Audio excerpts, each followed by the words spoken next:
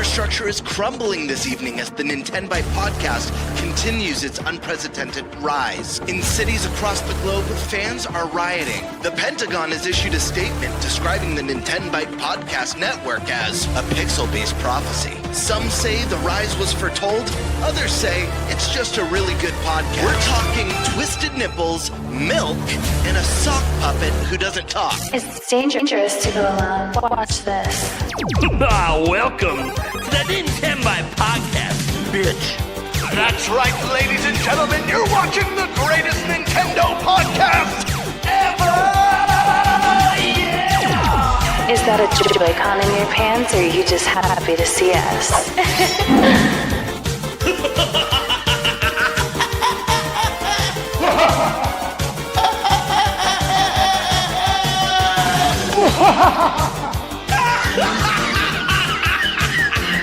Shut up! Now feel the power. Everyone, do you feel that? Oh my god, I feel it! I feel it too, Gamer. What is it? It's the power of our podcast, I feel it! This is rad, NintenByte. So rad. Power.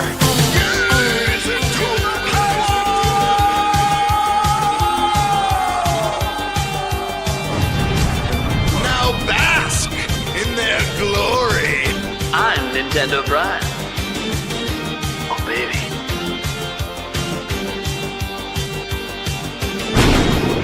I'm Thunderstash.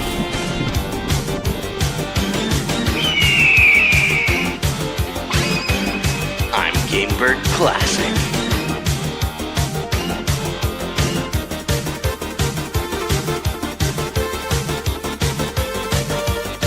NintenByte rules. Let's rock. Hey everyone, welcome to the NintenByte Podcast, Season 3, Episode 62. We're back. Man, 1 week hiatus, and it feels like it's been a year. I swear. And we're still not even all the way back. Half the crew is missing. No Gamebird Classic today. But it's for a good reason for him personally, so that's good. I'm actually really happy for him. And then no Eric Moore today. Also for a very similar reason, but maybe not a good one. Yeah, it has to work, guys. You know, sometimes you like being on trips for work. Sometimes you don't. So anyways, they'll hopefully both be back next week. We don't obviously know we're playing by ear there, but you do have me and Stash still holding down the fort along with some special guests. So let's get our guests shouted out. We are going to have one guest who's going to be joining us a little bit later. You guys know the man, Deacon Sandstorm McDowell. We making an appearance later on in the show. He's doing some stuff with the fam at the moment, but he'll be joining us in a bit. But you know who's here right now? First off, the guy who always reminds me to relax and have a drink. Zoo, buddy. How's it going? It's going pretty well. Hey, this is Zoo, and either with Flipping the Switch, which is the main channel, or Switch After Dark, which is the new long format video review for Switch Games channel.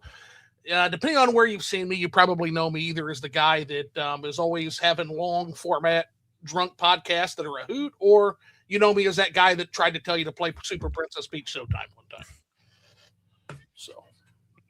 Yeah, I knew he was going to bring that up. I knew you were going to bring that game up every time. All right. Then we have, he hasn't been on here in a long time. We have Sailor Ram back. How's it going? Hi, friends. Here's the great Sailor Ram. Hope everyone's doing well. I second that Princess Peach. Also, Bayonetta Origins, phenomenal game. I think that people should play it. Like Bayonetta 3 was kind of, but Bayonetta Origins, it was pretty good. It's a pretty good game. Pretty good game. I hate to interrupt, Syed. Did you just say that you second Princess Peach Showtime? Yeah, absolutely. I like Princess Peach Showtime. It was a good game.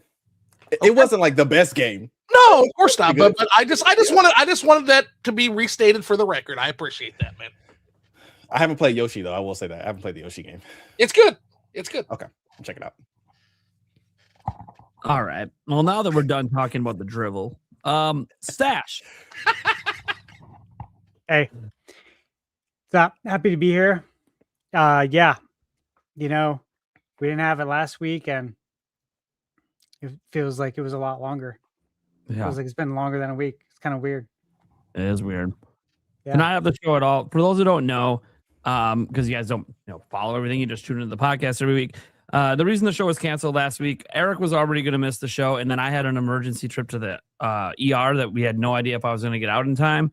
And everyone was obviously concerned and worried. And so it was just kind of one of those, we decided pretty early on that we were just going to pull the plug because it would probably just be the conversation of the whole show in the chat is what's going on with Prime? Is he okay? Does anyone have any updates? So we just decided that, you know what, let's just pull the plug. One of the guests is going to come on tonight. That was supposed to be last week in Sandstorm. And then I'm talking to Tubular Johnson to get him rescheduled for another show. So we're still going to make sure our guests get on and all that. But yeah, guys, I'm doing okay. It was just a little scare. I fell. I have a bad, really hernia I'm dealing with. And getting to the surgery point's been hell. Insurance is being a bitch about everything. It's life. But the good news is I have lost the weight I needed to get the surgery. So now it's just a matter of me having to suck it up because I got to go back to the scene of the crime to get it done. And I am not happy about this. So that being said, hi, guys. I'm Nintendo Prime. Happy to be here. We got some killer topics for you this week. A bunch of game rumors I've got to go over, including an update to one that's been going on for a while from Kiwi Talks. Really interested in that. He narrowed down the WTF game. He finally told us it's one of 3 games. So we're going to talk about that. It's a game that hasn't been announced for Switch 2 yet, but is supposedly coming. And there's some other rumors we'll go over as well. Nintendo back in the news over a fan lawsuit against them over tariffs and fans trying to get refunds. Nintendo lawyers made a response to try to get the case dismissed. We'll go over that as well and our thoughts on all of that. Also, there's a report out there from Korea about a Switch 2 OLED screen. Contracts maybe getting locked in and stuff like that with Samsung. We'll talk about that and such some general what we kind of want from sort of revisions for Switch moving forward, whether it's the Lite or the OLED. Because if you look at Nintendo's history, going back to DS, it's pretty much the expectation, even back to the Game Boy Advance, really, because they advanced the Game Boy Advance SP, and they have the Game Boy Micro. So like they have done this kind of stuff for a while. So we kind of know the way Nintendo's going to do it, but maybe we want to see some different things with each iteration. We'll talk about that. And then I don't know what the 4th topic is because I left it as dealer's choice, mostly because I ran out of time. So who knows? We might come up with something. There's only 2 of us to host today with me and Stash. So Stash, what topic you want to take first? I'll go ahead and take the game rumors. Okay, the game rumors, cool. I'll go ahead then and take the tariff one just because I'm a paid member of the website that has the report. So I can actually read off all of the quotes from Nintendo.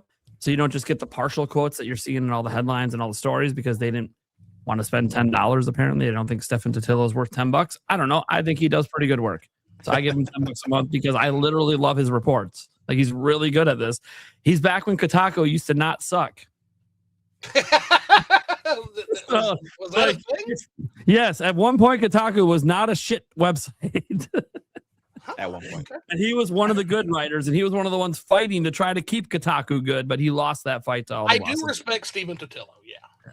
Always have. He's one of those few journalists out there that, you know what, his way of reporting and his detailed and how he sources it, I love it. I wish there were more like him in the industry. Right. He's one of the few good ones left. Not saying I like everything he does, but no one likes everything everyone does. He's just really good at his job, and that's what I appreciate. So yeah, then Stash, what topic you want to take after that? Oh, I'll take the Switch 2 OLED. Okay, that leaves me with dealer's choice, which is totally fine. We haven't had a show in 2 weeks. It's pretty easy to come up with stuff to talk about. All right, cool. Well, Stash, let's get right into those game rumors, man. What are we talking about? Yeah, so first rumor here, guys. Kiwi Talks, who's a friend of ours, friend of the channels, all of our channels, been on the podcast many times, and he decided to throw a bone in. Was it in your live stream chat? I think last night, Nate. Literally last night. Yep. Yeah. No, he just let everyone know that the WTF game that he's been talking about for a very long time, that is coming to Switch 2 eventually. He said because it's taken so long, he wanted to narrow it down for us. And so now he's saying that it's either Power World, Black Myth, Wukong, and or Halo. So let's discuss each of these, why or why not it might be coming. And we'll jump into the other ones after that. I'm going to be honest. It's probably Genshin Impact.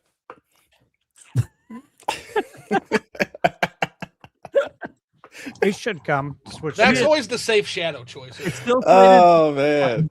it's still slated for Switch 1. They haven't canceled it yet. They haven't. They haven't. It's Beyond Good and Evil 2 at this point for Switch 1. That's what it is.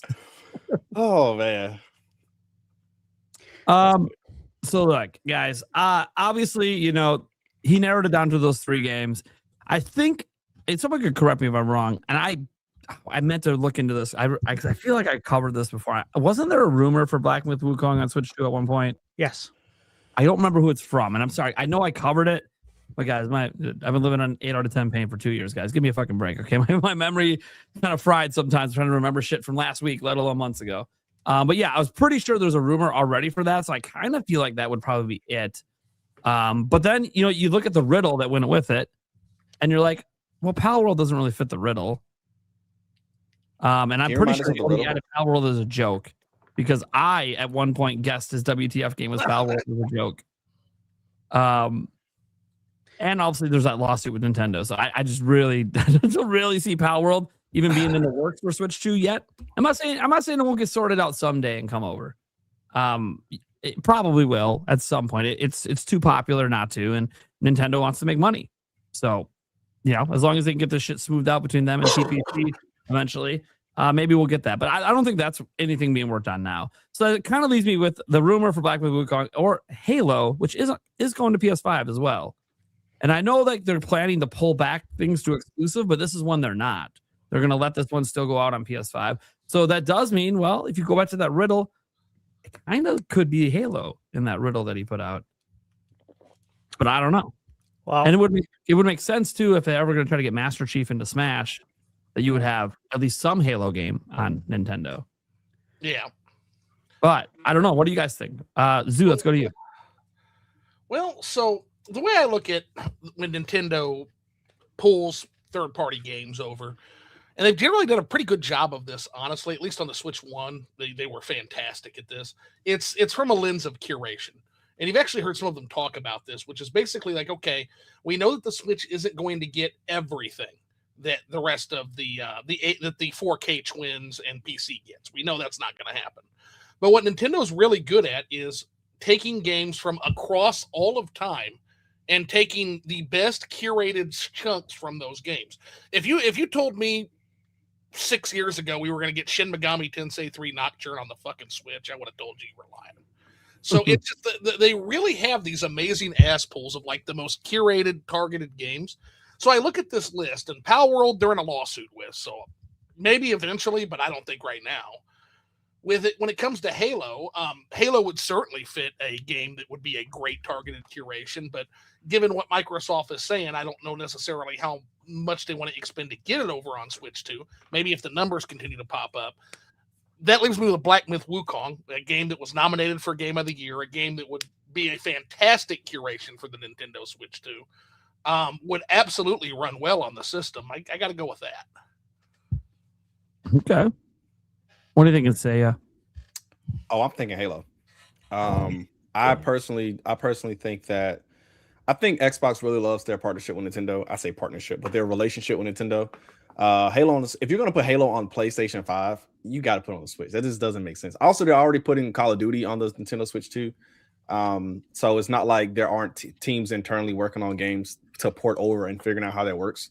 Isn't the Call of Duty team taking over Halo, or Activision Blizzard? Aren't they taking over Halo? I think I read that somewhere. Maybe I gotta look it up. But Yes.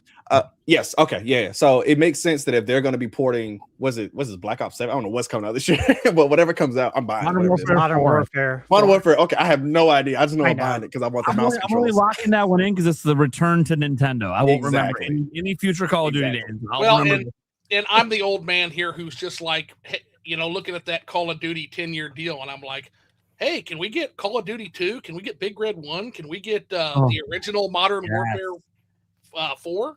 I'd love to get those. Just get those original. Those were fantastic games. Yeah. I'm thinking Halo. I think that Halo on the Nintendo Switch 2 would, if you're gonna put it on PlayStation 5, their biggest rival, I just don't see why you wouldn't put it on Nintendo Switch 2. Black Myth Wukong makes sense as well, but I think that it's to me, I see Black Myth Wukong kind of like Stellar Blade. I believe Stellar Blade is coming, right?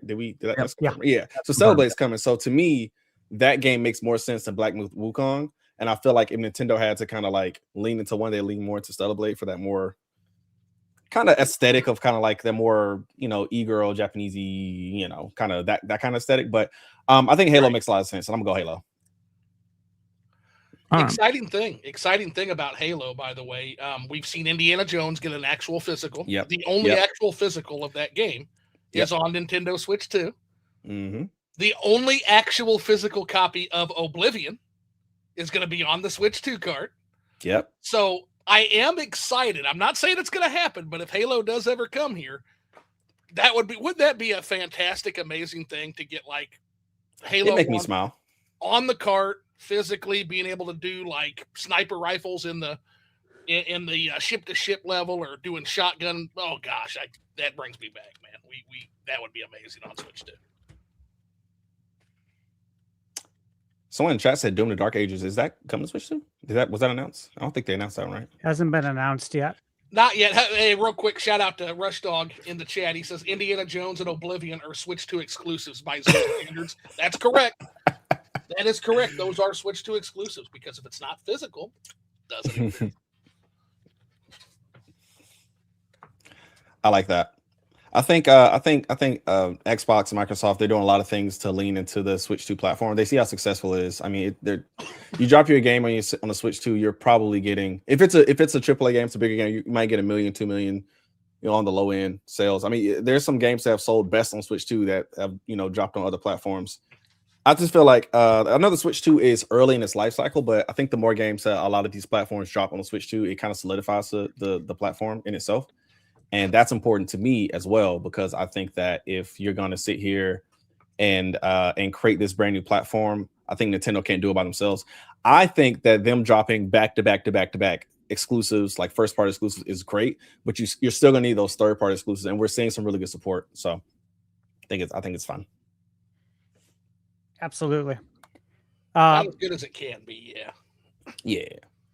I mean, I think this year's big game is still going to be Zelda. I hate to talk about Zelda. I love me some Zelda, but I think that's the big, that's going to be the 90 Metacritic game that they dropped this year. I think they put all the effort into that, but I don't think there's anything wrong with the 80s. I made a video about this, but like even Splatoon Raiders coming out and being like an 80 on Metacritic, I don't think that's a bad thing at all.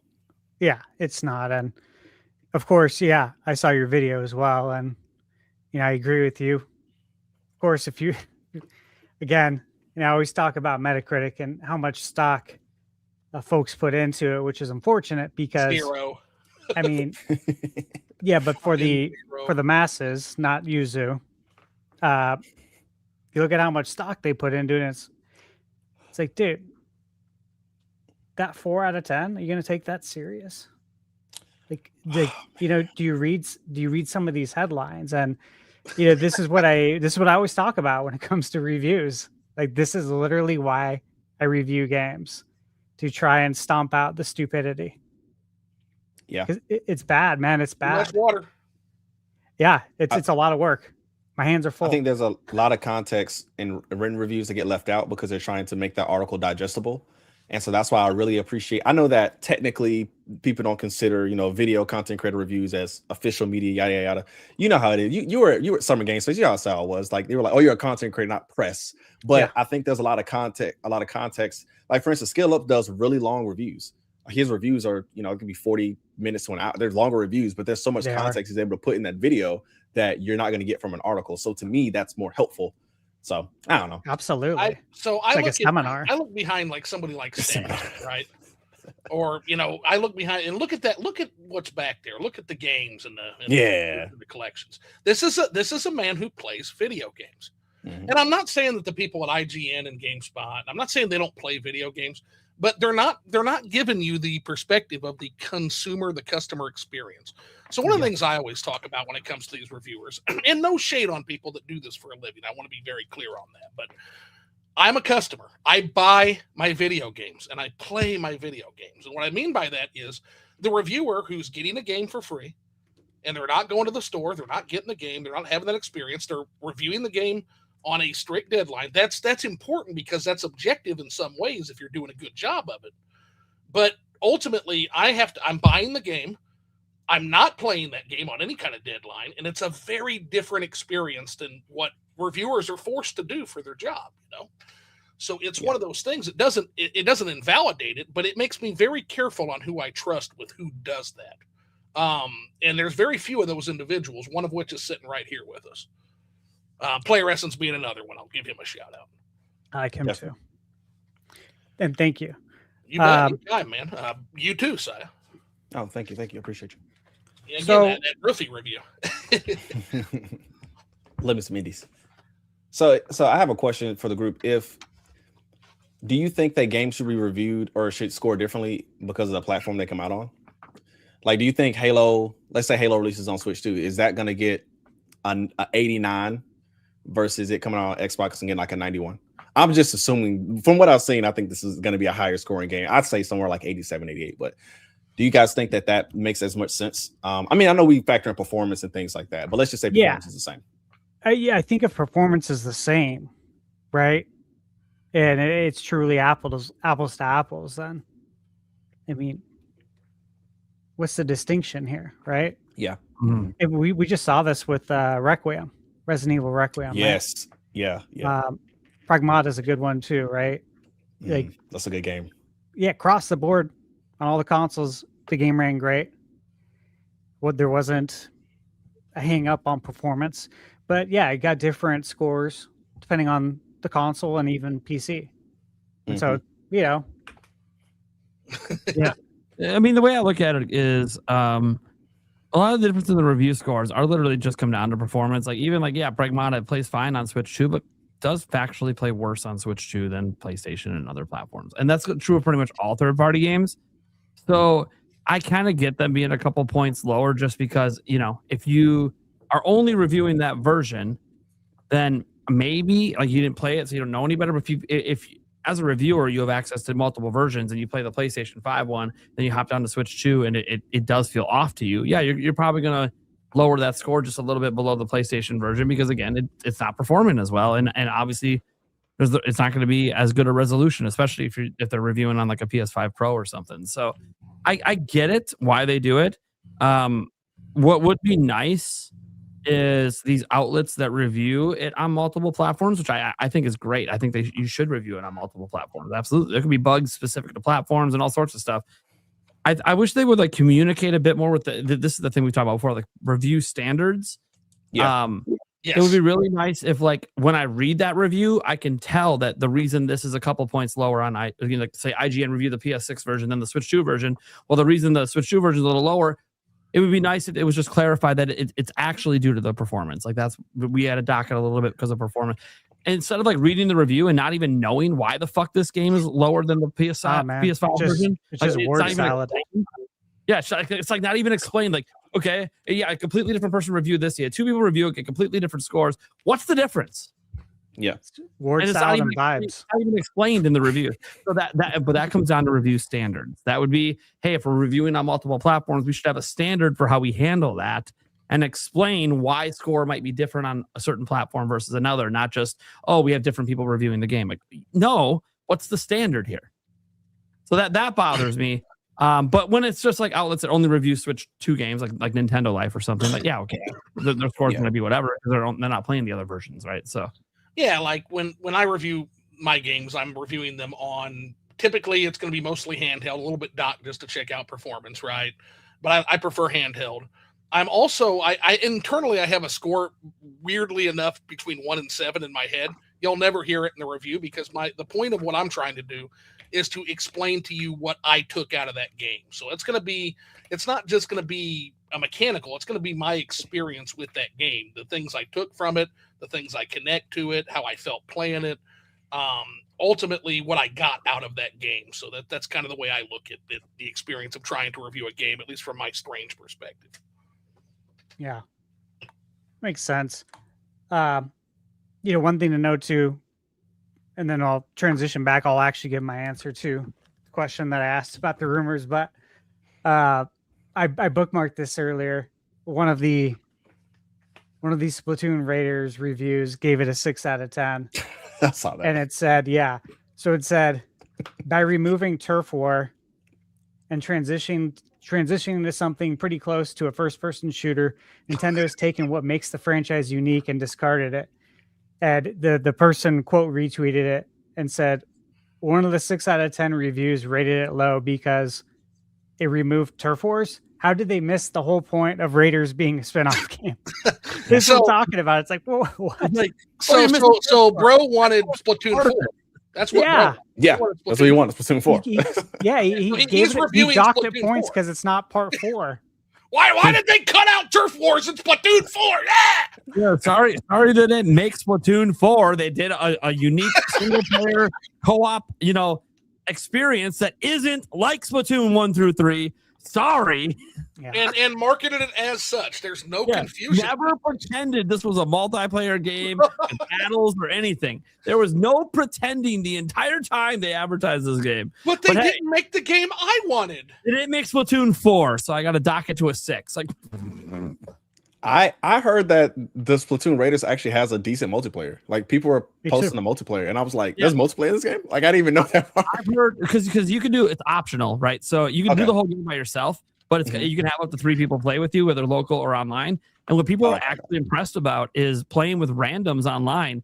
You know that sometimes it's like a fucking shit show, and a lot of games are like this. Apparently, in this game, it's not. People are legitimately just like playing it and having fun and actually working together to get through shit.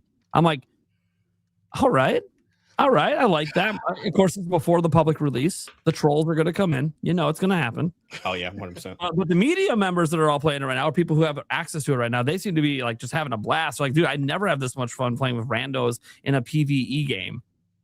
And I'm like, hey, maybe that's also good signs for what it's going to be like to play Dustbloods in a PvE game. I sure hope Duskbloods, but again, that would be. I really hope Duskbloods does have some kind of single player component. But again, that would be like reviewing Duskbloods, where everything they've telegraphed so far, there's no single player component, and being like, man, why doesn't this have a single player component?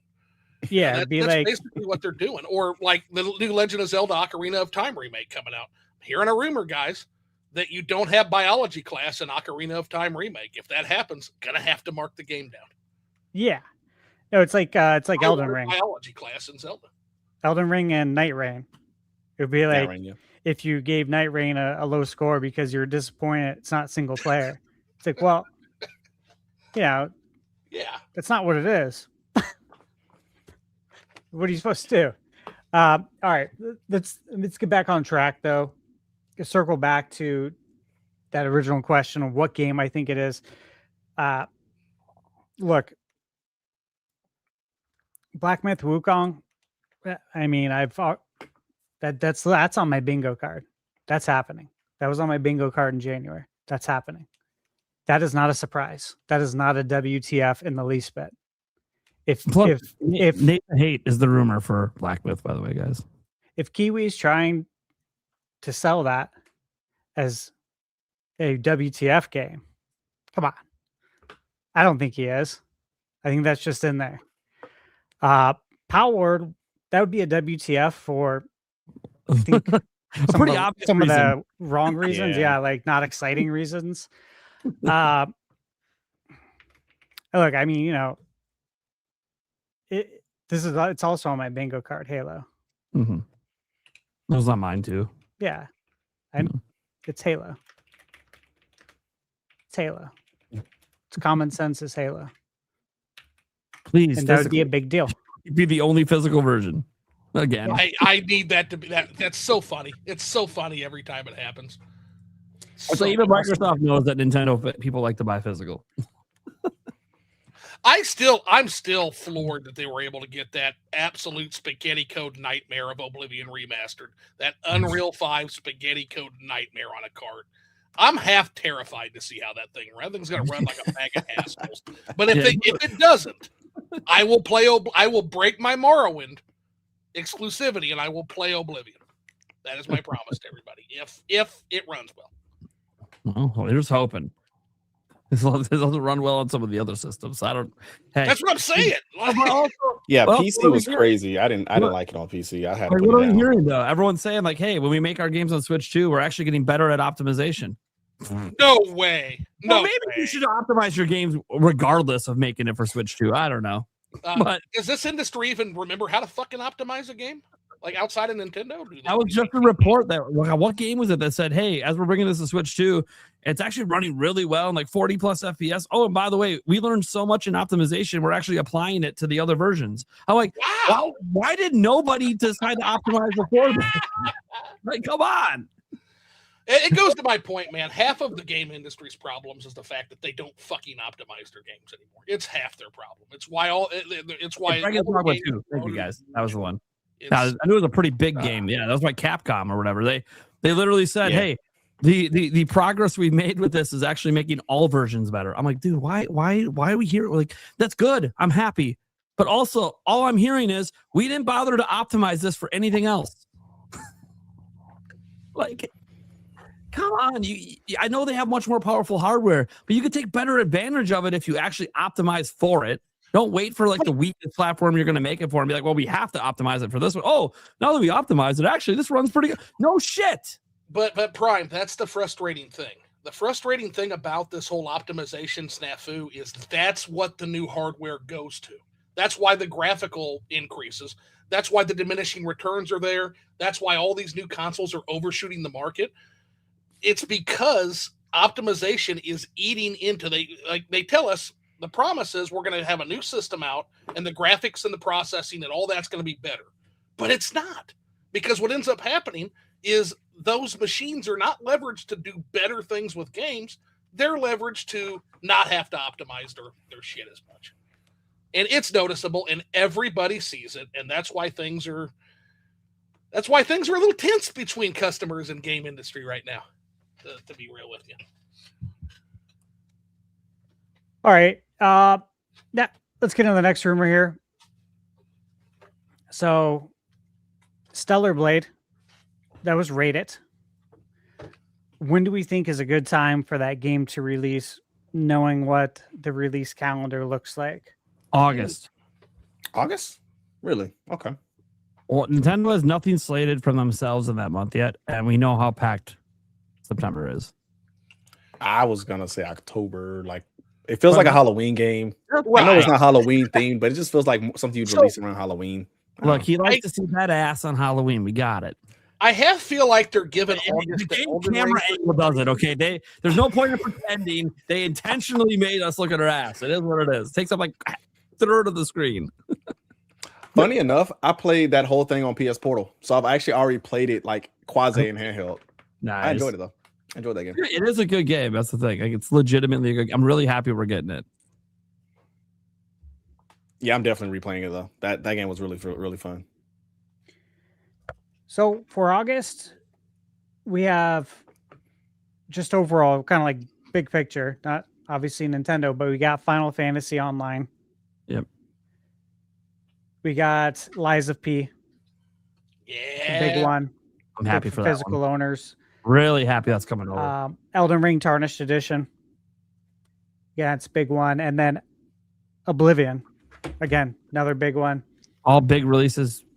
Mostly Big third parties. Yeah, That's Metal what I Gear mean. Solid. Master I think they're Collection giving that 2. for a third-party showcase month. But we also got the Pocopia DLC coming out. Yep. Oh, I forgot about that. Okay. I totally forgot about that because I don't have Pocopia. I gotta Yeah, finish so it. Jeez. There is something there That for game's Nintendo in August Okay. as far as DLC Fire goes. Fire Emblem's coming out. Fire Emblem's coming out late in the year. Right? Fire Emblem is, September, isn't it? That's Pretty September too. Jeez. Yeah. Jeez. Still a booba. September's packed for every console. Yeah, Fire Emblem's the 17th of September. The chat is hilarious. Y'all are hilarious. I got a great chat. Oh my god. Okay. I think September's gonna be a great month for a lot of cool games. September's nuts, yeah. That's so expensive. Oh yeah, because everyone's trying to avoid GTA. What if Yeah. GTA is the WTF game? What Yeah, if GTA? They're getting their shots in, man. Everybody getting their shots, and it seems like only Nintendo's gonna take those giant fucking balls and plunk something down right in the middle of GTA. It seems like so far. We don't know yet, but it seems like it's gonna be Ocarina of Time. I would be mad because I do want to play GTA, but I would definitely stop playing GTA for Ocarina of Time. I actually think I was just the last time I was on this exact podcast, I was telling people I'm not saying that Ocarina of Time is gonna do the work of knocking out GTA 6, but I do think there's a lot of people, in particular in the Nintendo community. I think there's a lot more people than they think that will actually opt for Ocarina of Time if they have a choice. I agree with that. What's up, Sandstorm? Welcome. What's good? Hey, Sandstorm. How you guys doing? Good. How you doing? Does my mic sound okay? I've been having mic troubles issues. But... Yeah. Okay, Yeah. cool. Sounds good. Sandstorm, Stellar Blade. When do you think it's going to release? What month?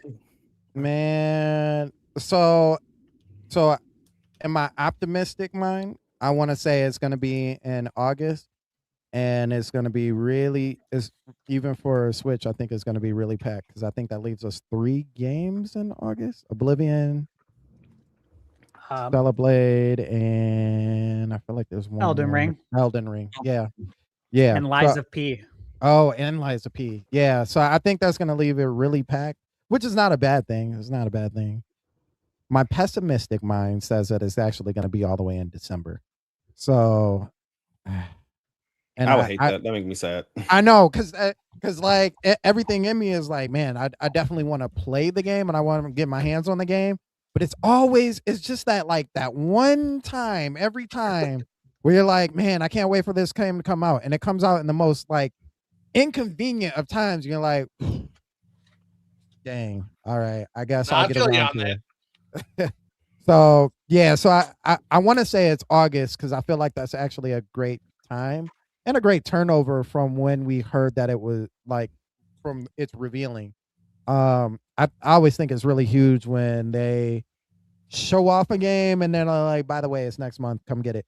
So and I always have that like the buyers, what do you call that? Like impulse buy. Impulse buy, yeah, where it's just like, it's right there. I'll just go ahead and grab it.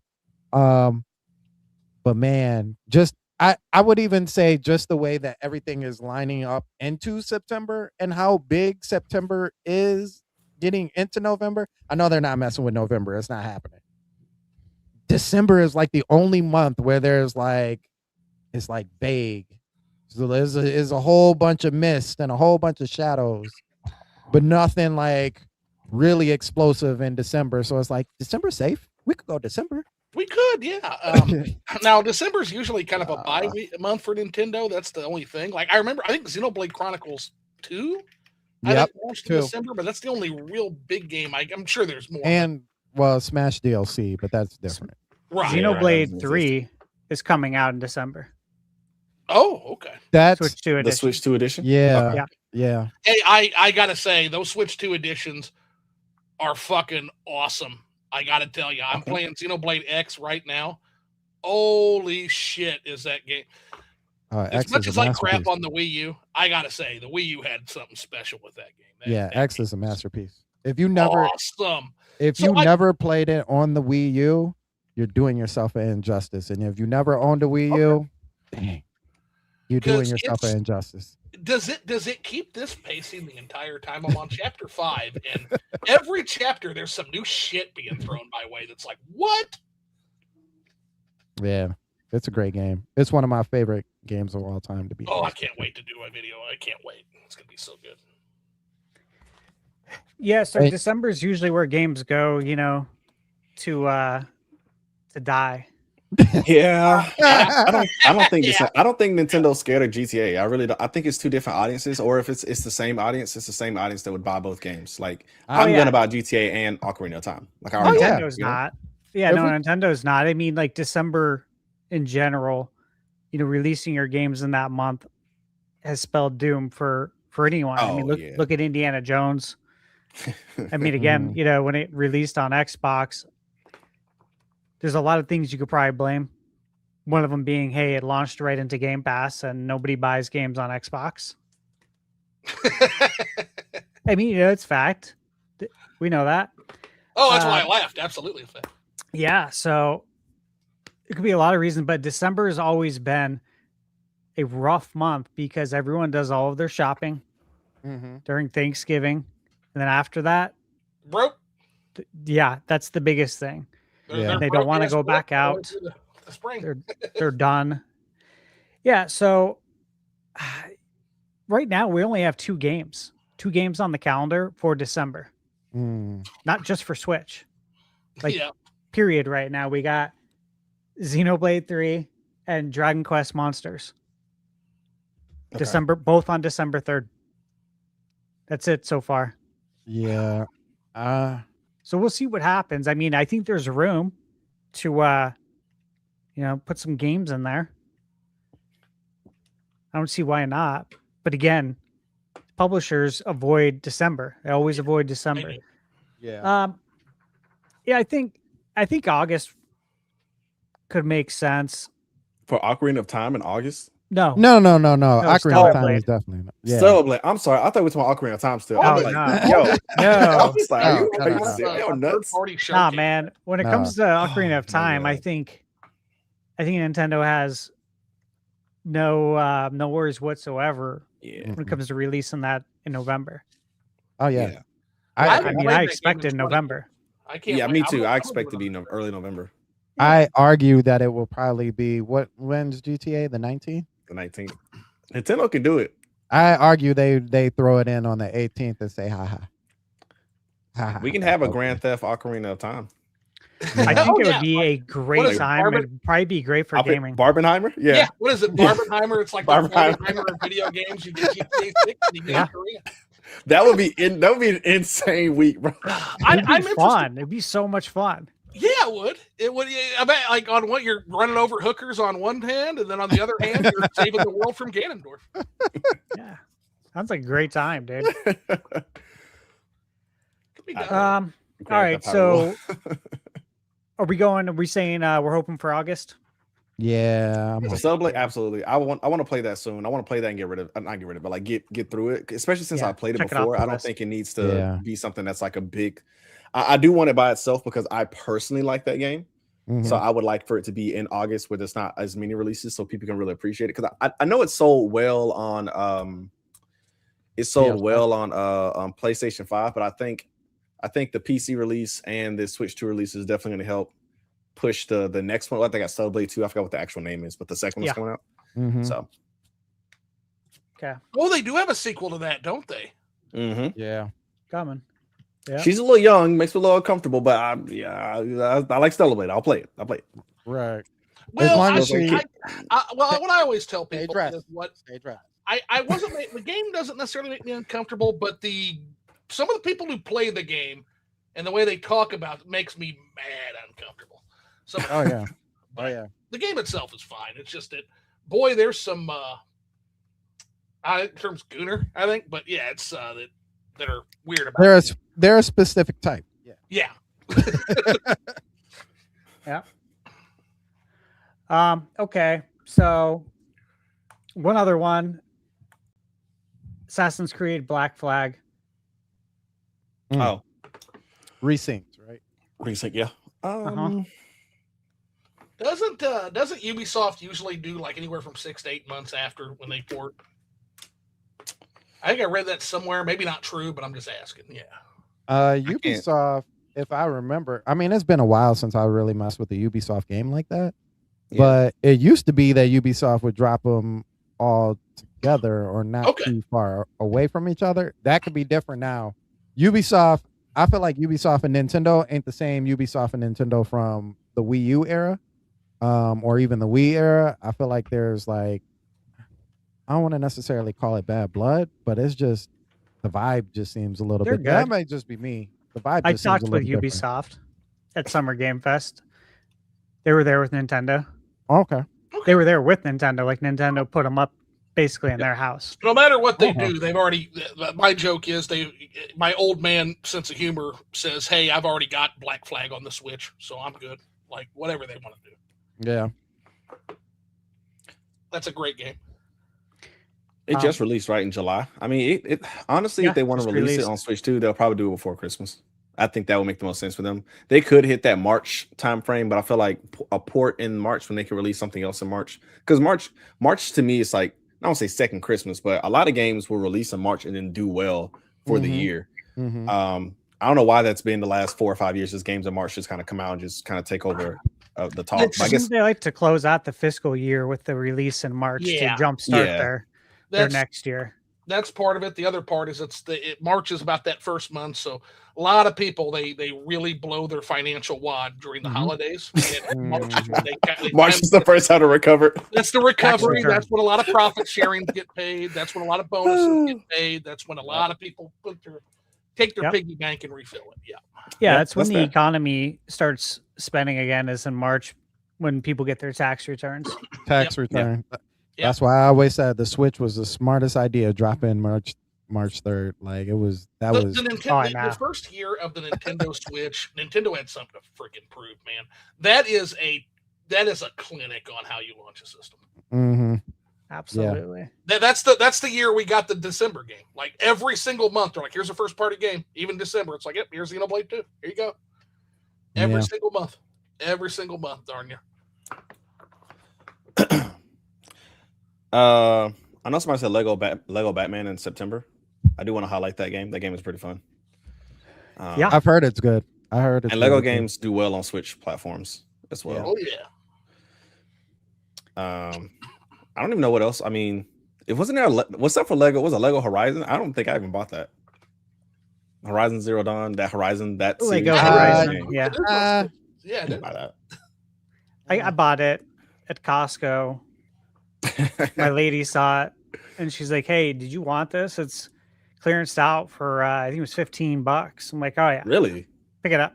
And that's why we love physical. That's why we love physical. That's the last time we're ever going to see that, though. They're not doing that again. I know. Right. So sad. Yeah, I don't really know too many ports I'm excited for. Like I said, Halo, I'm excited for. Like, I do want to see Halo. That comes out in a couple of days. I want to co-op that. I think it'd be really fun to co-op with some friends. But as far as any other, that's kind of like the main port I want to see. I don't think there's any ports I actually care to see now that I think about it. Well, PlayStation's not porting anything over as far as first party. And third party, we're getting pretty much not everything. We're getting pretty much everything kind of delayed. 007, I think 007 is going to be fun on Switch too, just because the game itself is fun. Yeah. It's a really fun game.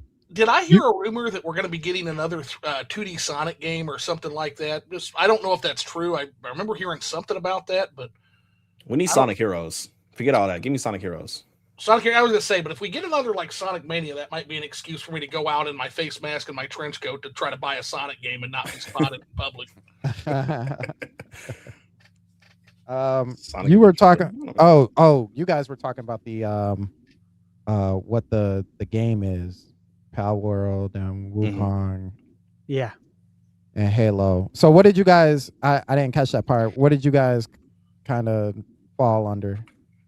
I mean, I believe Simon Ryan believes it's Halo. Yep. Halo. Okay. Black Myth is, I think that's in the bag. Foregone conclusion. It's not a WTF scenario. Yeah, I think that Halo actually is more. Cause I said Black Myth Wukong. I didn't know that they specifically said it was a WTF game. So if that's the case, we know Black Myth Wukong is coming. It's going to get curated at some point. We know that. So, hot take. Very hot take, actually. Scorching take. Amongst the three that I saw, I actually think it might be Proud World to be serious. Okay. I think that's WTF for sure.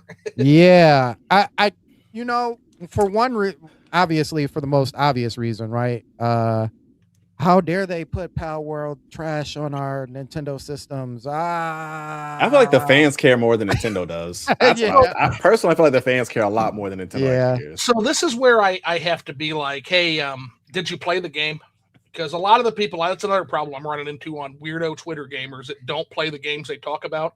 I had this one guy literally being like, new Star Fox remake sucks. I watched a cutscene on YouTube and that cutscene looked bad to me and that game sucks. I'm Yeah. like, did you play it? He's like, no, I don't have to. I watched the cutscene. I'm like, unbelievable. That's not how it's so funny because people think that's how gaming works, and that's not how gaming works. But to go along with what you're saying, like Pal World fundamentally does not play the same as Pokemon at all. And the people comparing it are the gamers, not it's the gamers. Now, if you don't play anything. So I did want to say this about the whole Pal World thing. Can I say this, Stash? Am I qualified to say it? Yeah. Okay. So I wanted to say this about the whole Pal World thing, especially since we got the Pal World version of Kyogre. I don't care either way. I'm gonna tell you that. I'm gonna tell you this. For any of y'all who will think left about Kyogre and the new Pal World Legendary, whatever. If you think right about it, whatever. This is all I'm gonna say. And this is coming from a business perspective because it only makes the most sense, right? Does not matter about the shape, doesn't matter about the color. I know the first thing that people say is, oh, Nintendo doesn't own the rights to this, or Game Freak doesn't own the rights to that, or blah, blah, blah, blah, blah. None of that matters. None of that matters. What the Pal World creators did was they took a design, they made something for themselves that looked similar to something else. It didn't need to look exactly alike. It wasn't stealing or anything like that. But think of as a businessman. Think of Stash as a business, right? Stash got a whole bunch of great amazing ideas, but he's starting off from like next to nothing. Now, if Stash has a great idea and he wants to get it out there as much as possible, he's going to familiarize it with something else. It's going to be very, very familiar with something else. When you think of Stash, you think of a long mustache. You think of long mustache, you're thinking of certain celebrity. Stash going to put those two things together. And be like, but I didn't get it from him.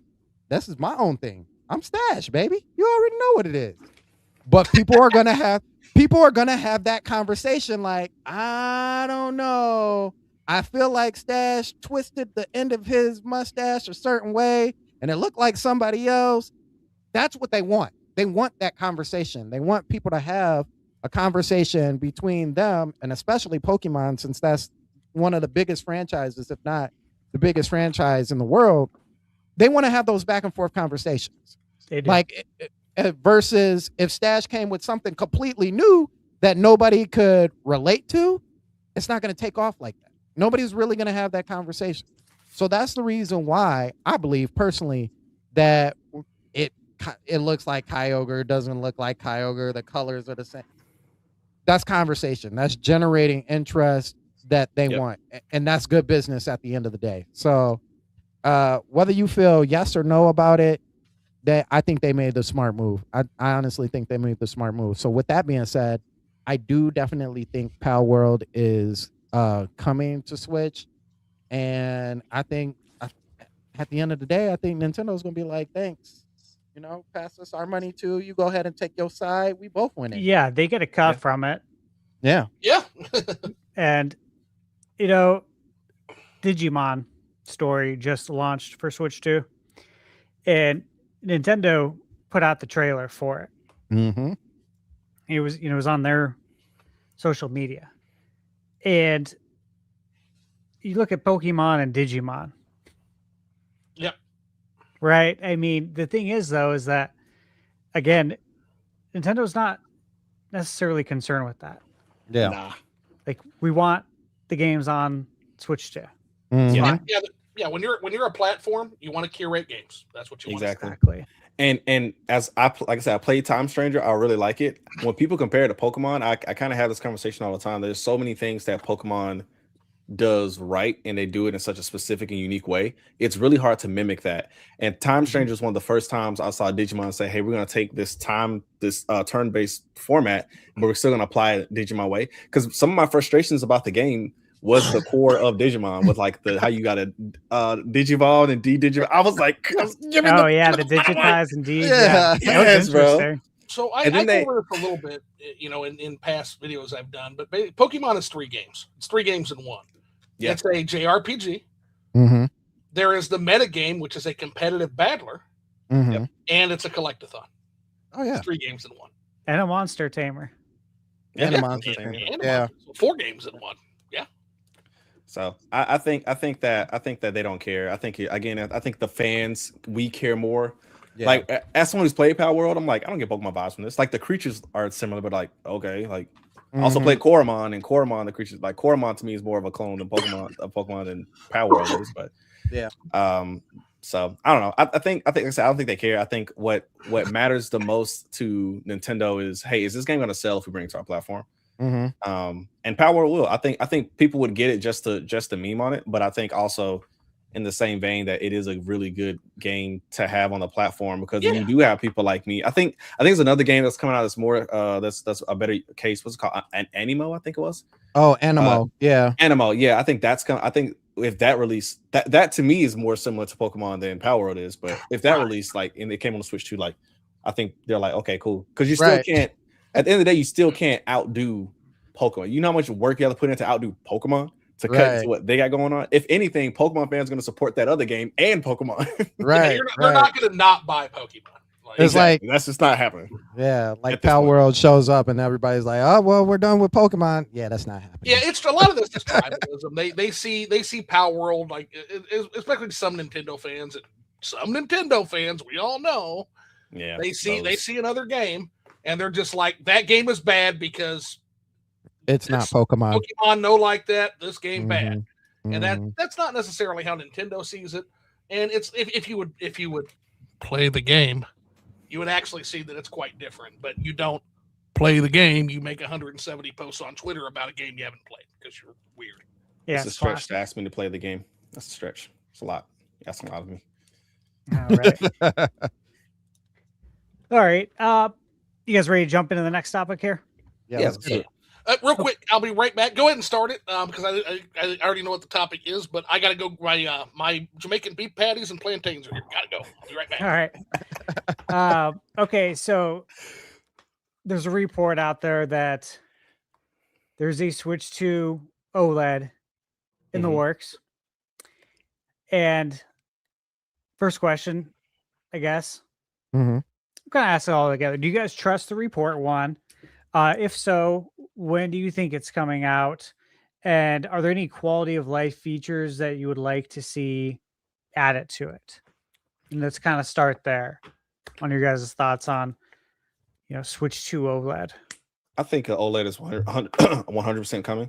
I don't know if it's coming this soon because of how everything is transpired with tariffs and pricing and things like that. RAM. I don't know if they're going to be so excited to push out another product so close to the fact that we still can't. I mean, we can afford a Switch 2 right now just because it's one of they only raised it $50 in September. They gave us a lot of notice, but I don't know if they're going to be.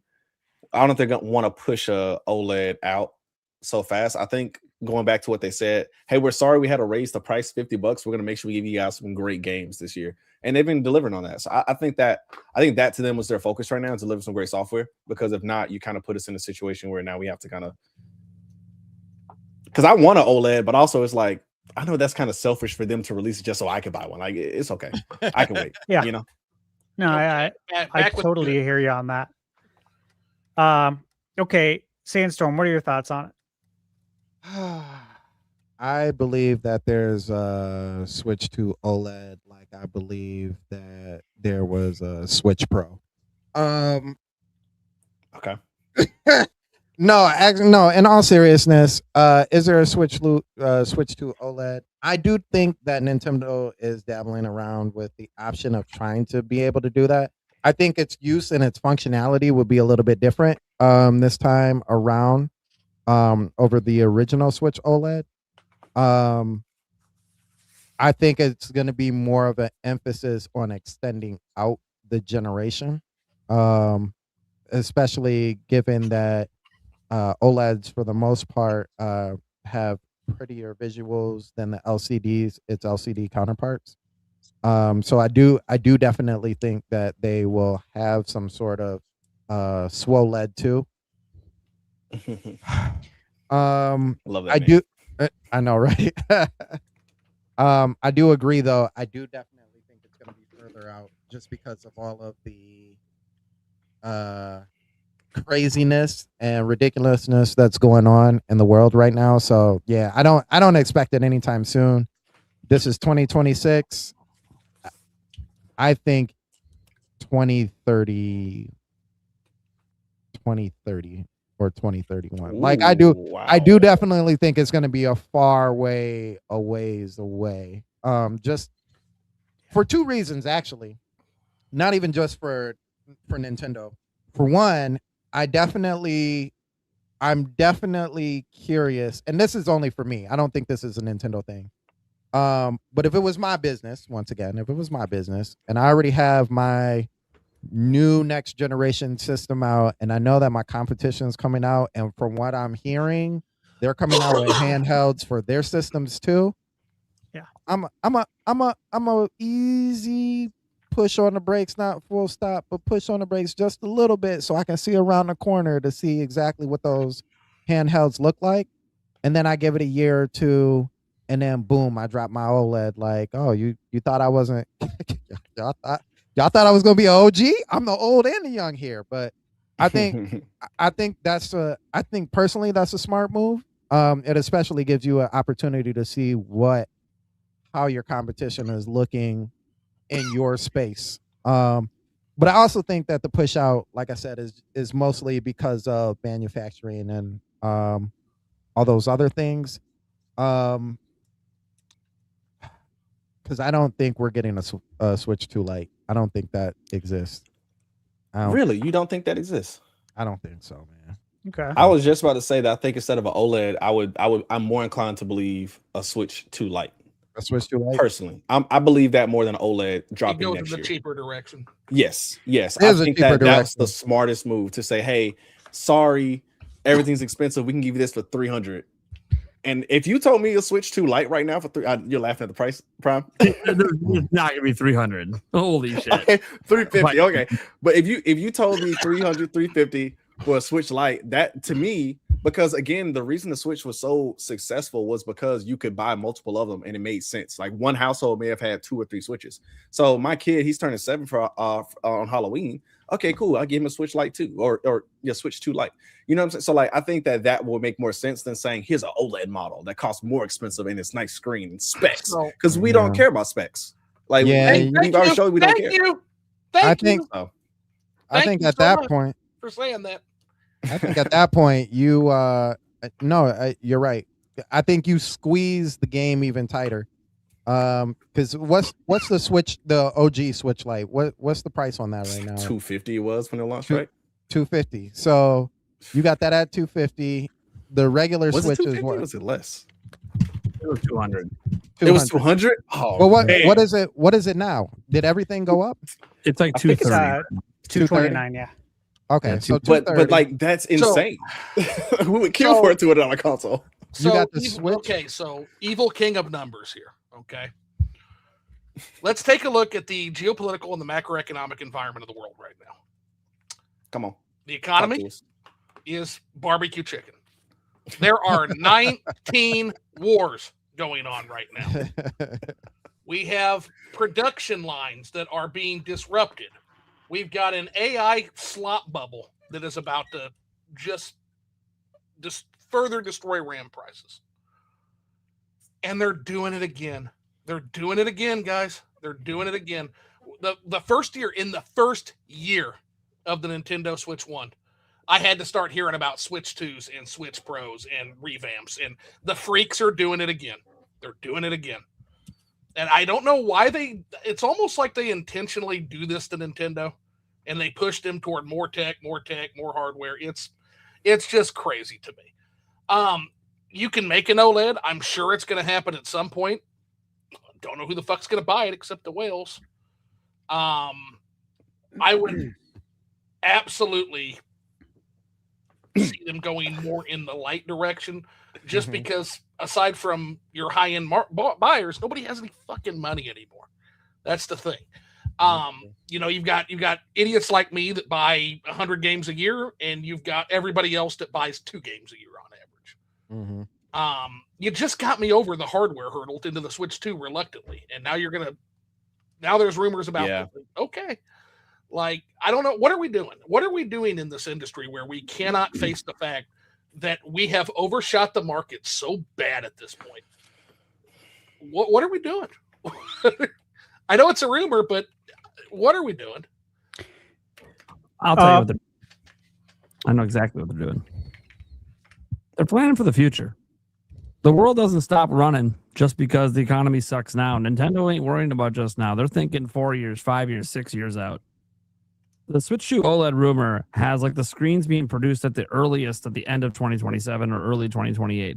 Okay, that's the earliest they can be produced. I'm cool with that. They're not dropping a Switch OLED till like 2029 or later. So like, of course they're working on it. Of course they're working on contracts right now for that kind of stuff. Like that's normal. How like much they are they plan going this to ahead of time. So I think Nintendo, their hope, I think a lot of people's hope is that eventually the RAM crisis goes away. Mm-hmm. And then the prices can kind of stabilize a bit, but it's kind of weird because it's like, well, they're not going to lower the price of the Switch. It's possible. Yeah, it's possible. They probably won't. They'll probably hold it at 500, and that's fine. But that also means, okay, well then if the Switch 2 OLED is only 550, okay, yeah, there'll be plenty of people that'll spend the extra 50 just to get that. Oh yeah, easily, yeah. Yeah, I mean, and here's the thing: they could offer something in it too. They could be like, "Hey, the prices came back down, so now we have 512 gigs."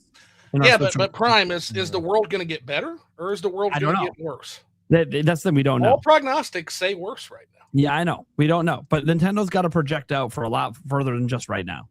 I get that. No, I get that. And obviously, they might assume if we get a new president, they might take care of the tariff problem, and that could also help lower stuff for at least in the U.S. That won't help deal with. We might drop the current conflict zones to 12 wars because believe it or not, that has a massive impact on you. It does, yeah. So I think Nintendo's just planning for the future. I don't, right now, I don't know if they plan for the Switch OLED at one point to be a more powerful system. Because if you're going to charge 600 or more, it better be more powerful. Yeah. That's how you can convince people to double dip who own Switch 2. It's like, oh, it's a better screen and I get a little bit better performance. Yeah, okay, I'll go get that. Right.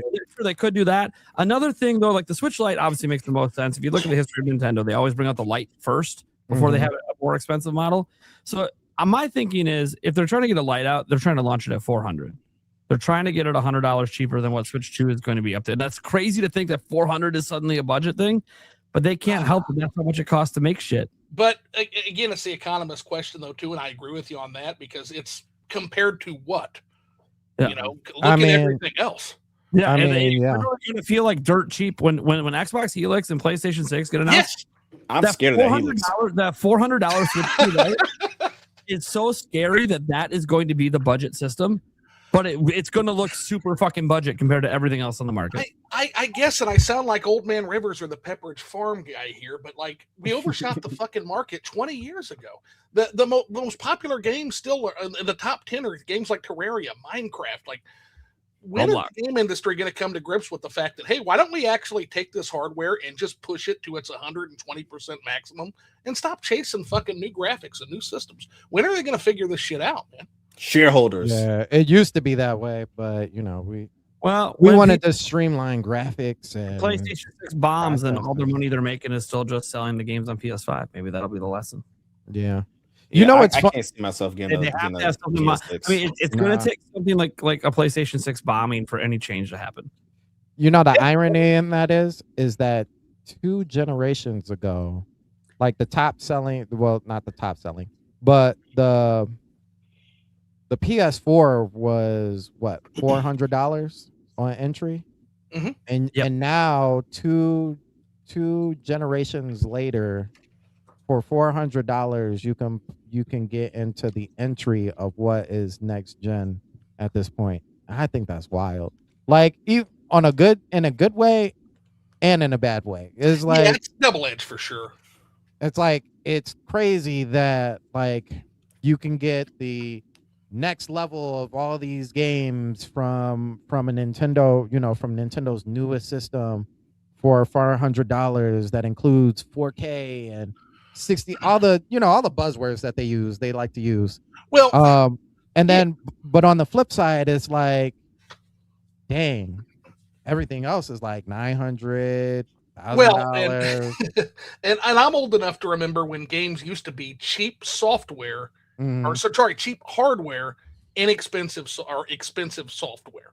So you would get the video game system for relatively cheap, but then the video games were 60, 70, 80, 90, $100 sometimes back in the 1990s. But then you'd be $149 for a Super Nintendo on sale. That's why everyone rented, maybe. Rent back then. And all you got was Chrono Trigger. That was the only game you had all generation. Chrono Trigger. I remember Chrono Trigger. Game a year and a lot of rentals. What's the other Chrono? It's Chrono Trigger. What's the other one? Chrono Cross. Okay, I bought Chrono Cross when it came to Switch, and I was like, "How do you play this game? What's going on?" It doesn't. That game has the strangest battle system I've ever seen. I have no idea how it works. Paired with the greatest soundtrack I think my ears have ever heard. It is such a clash. I still haven't figured out the battle system in that game either. I do like the soundtrack outside of the demented clowns are like coming to like fucking attack me in the which is like the main soundtrack for the battle. But everything else, the overworld themes and stuff, that game is masterful, dude. Yeah, okay. I got a couple minutes in. I was like, what the hell am I doing? I'm just gonna put this. If you can figure it out, drop me a line. All right. I'm going to give you guys what I think is going to happen. Okay. And I'm going to say that this is with pretty close to 100% certainty. Switch 2 Lite will come out next year. It'll release at the same time as Pokemon Wind and Wave. That'll be the ticket to get into next gen gaming. Oh man, and that's actually a smart move. That's actually a really that's brilliant. A very smart move. Okay, especially so that's what they'll do. And what if it's a better battery life too? Could be, but then here's the thing with the OLED. 100% think that's coming too. But what's most important right now is the entry points into next gen gaming. Okay. Yeah. Yes. Because of the market.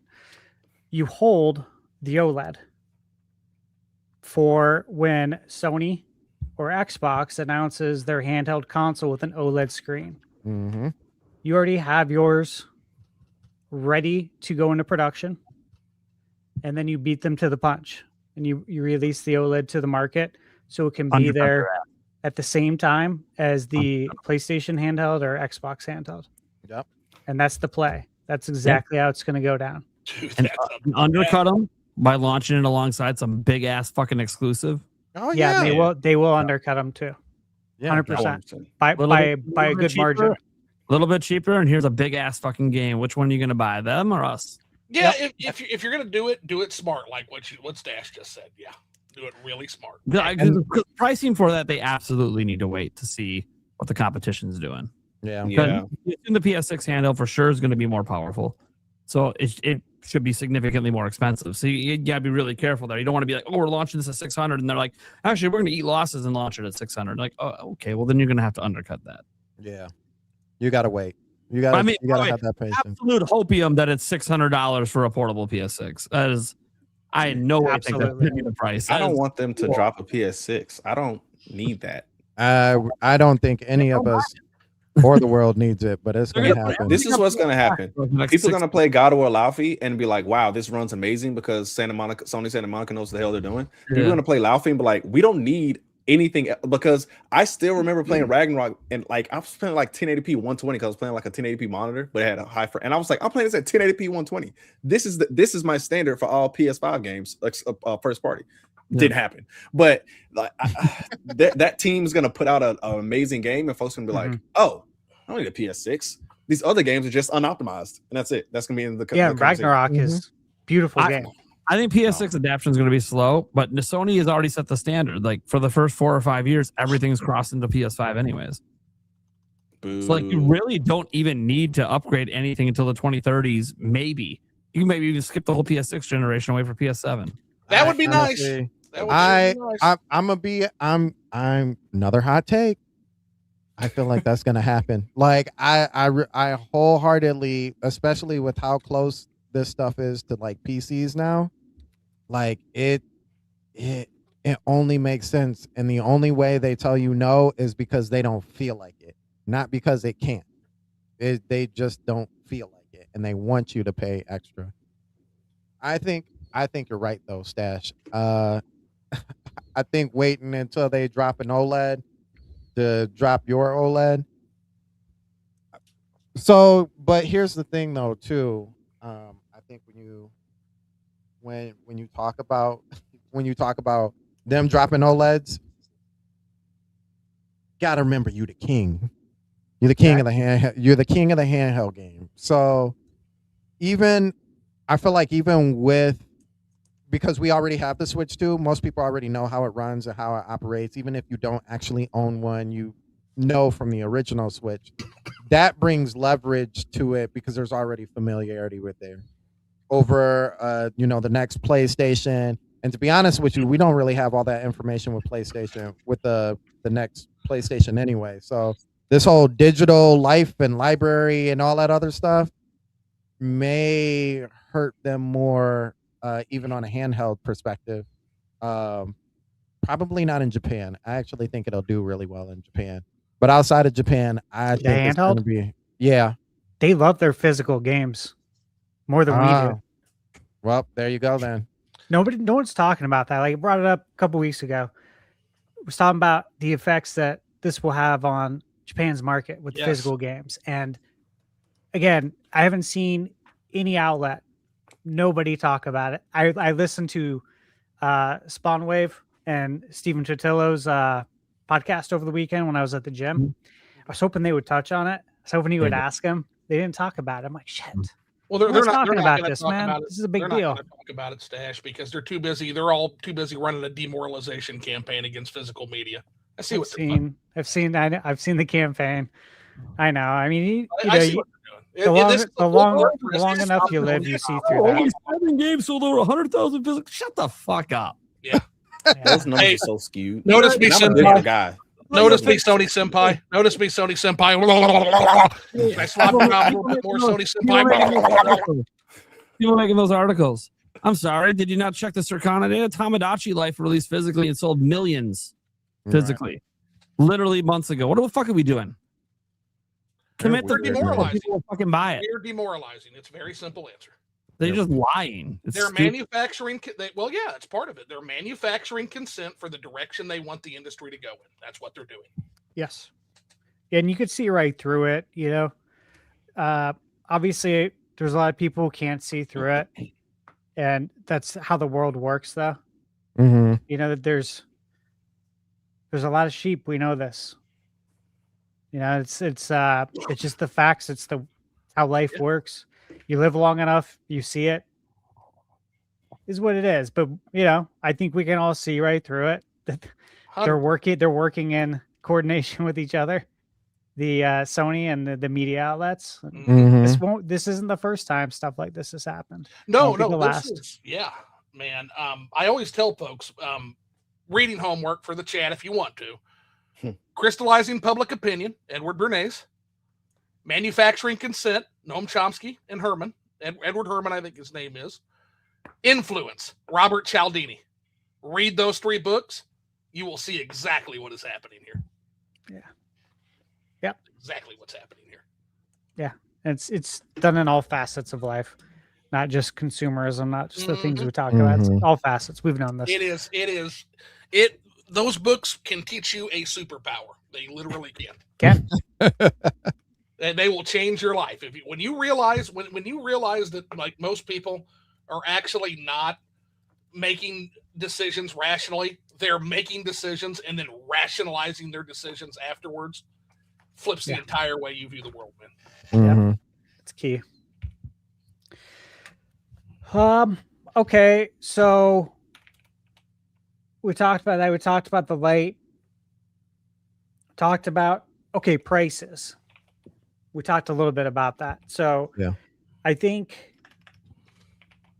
a sweet spot for a Switch 2 Lite, if things stay where they are, we don't know what's going to happen. If things stay where they are, 400, Switch 2 is 500. If Switch 2 goes up to 550, Switch 2 Lite 450. I think you try and keep $100 difference. When it comes to the OLED, hey man, again, I don't foresee the OLED just yet. Yeah. I would say 2028 at the earliest.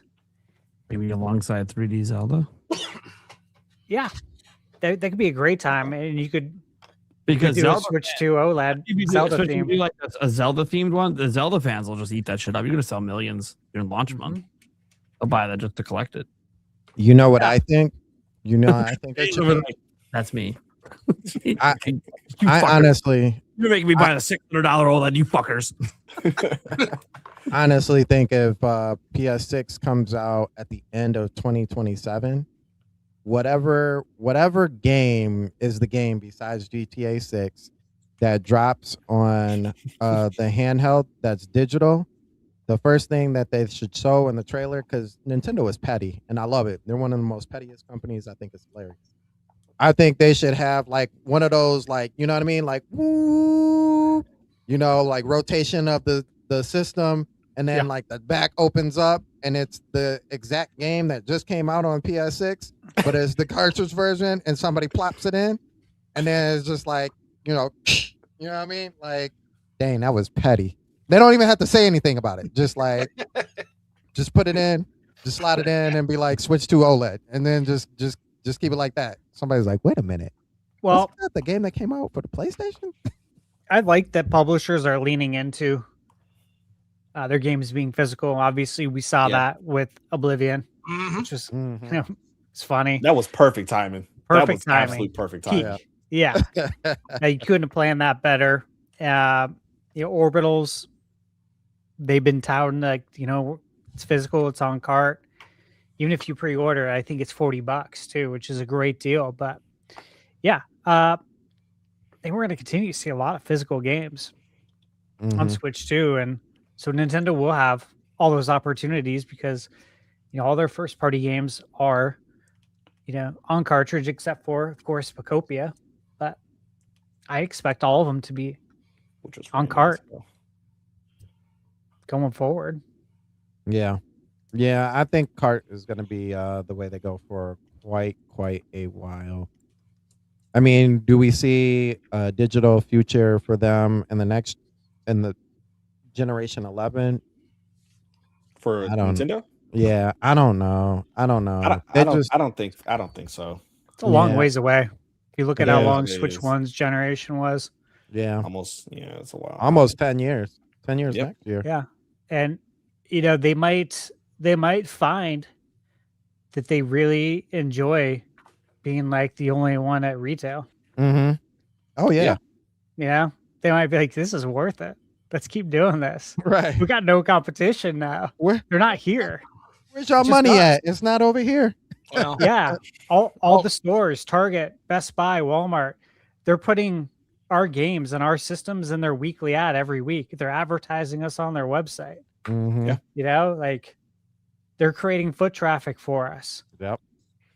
And that's how the business works. And when your competition just goes away because they don't want to make physical anymore, it's like you feast. They forfeit at retail. And just gave it to you. And I don't think that Sony is thinking about the fact that the retail presence, it's such an important aspect of how gaming has gotten as big as it's gotten. Having that cultural footprint out in stores, and hell, some of our grocery stores sell games, man. You know, and it's one of those deals where like it's present, it's there, it's the number one way a lot of people that aren't gamers can take a look and see gaming having a presence in the culture and out in the world. And it's amazing to me that they're just willing to just toss that in the dumpster, man. It's crazy. Well, what's interesting too, guys, is that, you know, like say Walmart carries PS6 and Target, they're not making any money off that. If they are, it's very, very slim. They don't make money on the hardware. You make it on the software. And if you have no software to sell, what am I carrying the hardware for? Why am I letting this take up shelf space if I'm not making a profit on it? Yep. I think it's also interesting that a lot of the games that like sell gangbusters like this crazy. Like look at Mecha Chameleon. That's not on the PlayStation 5. You're expecting that success from your first party games when we know that you're struggling to get to 10 million. and now you're taking an option away from consumers. I don't, and I am a digital gamer. I keep saying I'm a digital gamer. I got a digital PS5. I play a lot on PC. My Switch still have a couple cartridges, but pretty much, But I think that they're making a interesting play. And I know the numbers say, oh, well, they'll make the differences because they don't have to pay the middleman and that. Like, yeah, but also like, there's a lot of people who still buy their games physically, and you'd have to sell a pretty convincing game digitally to a lot of people to make up that money. Because they're looking at the numbers as if, and I'm sure there's people who are smarter than me who've seen these numbers, but a lot of times when this is explained, it's like, oh, the same people who bought it physically would just now have to buy it digitally. But there's a lot of people who won't buy it digitally, and there's a lot of people who only bought that game because they saw it physically in the store. Sometimes you see cover art and I got $70. Correct. I'm already spending $400 at Target with another 70, and you grab it. It happens to me all the time. Like, oh, I'm already in here spending however much money. Let me grab this random thing. Yeah. I did it the other day for some Pokemon cards and pull the Greninja. Because I was like, I'm already in Target and I'm already spending like $50. What's another 10?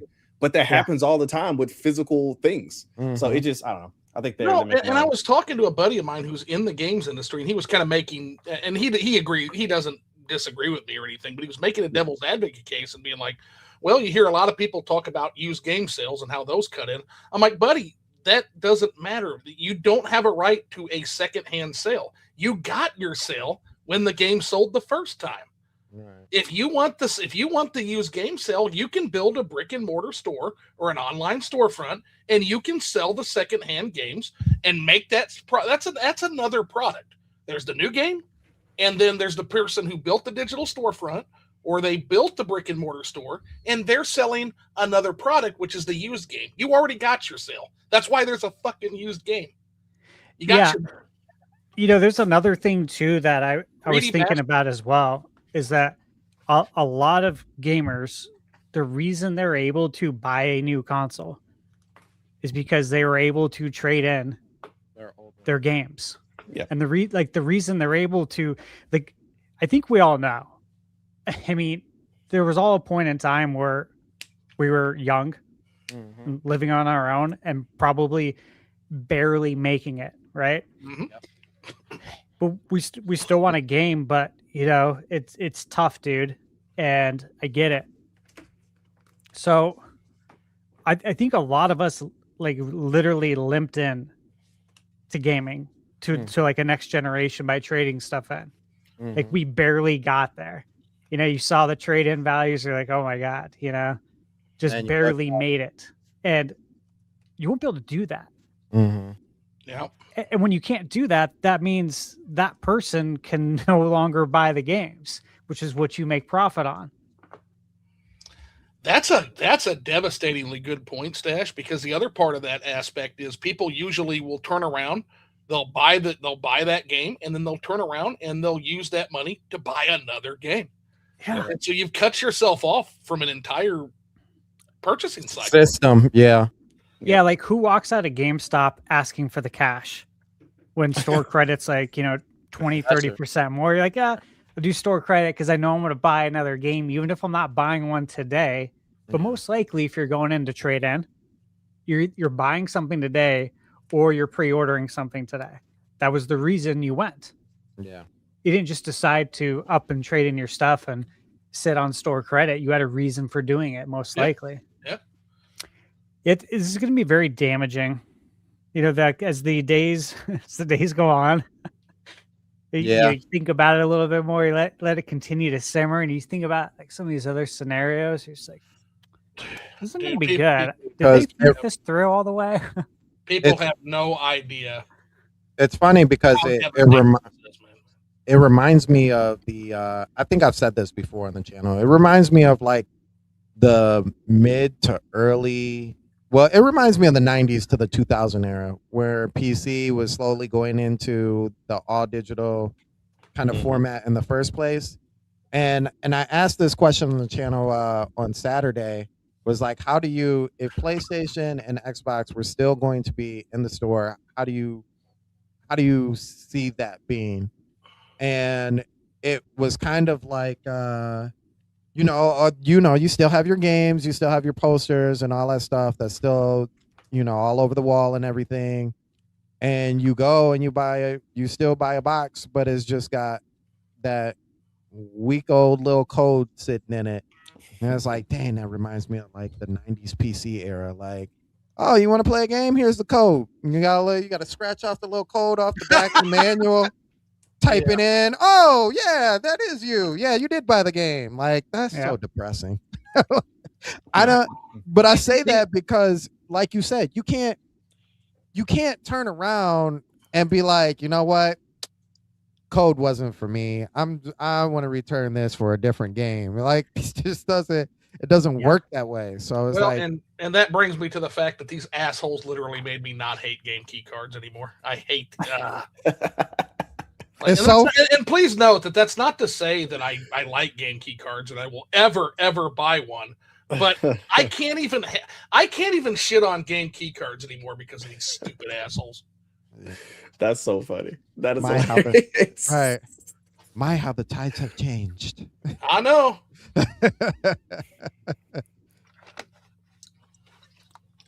Okay. All right.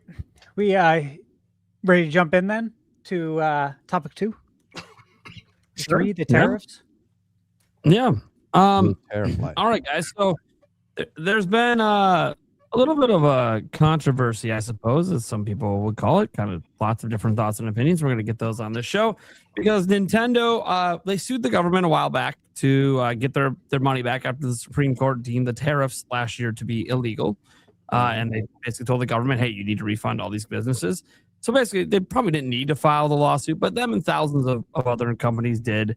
All those lawsuits were kind of packed together and put on hold by the government and the courts because basically the government's already being forced to pay back. So they're just sorting out how they're going to pay all the companies back and their plans for that. So that the lawsuit Nintendo filed and all these other companies filed probably don't really matter that much. They're all packed together and they're all going to get their money.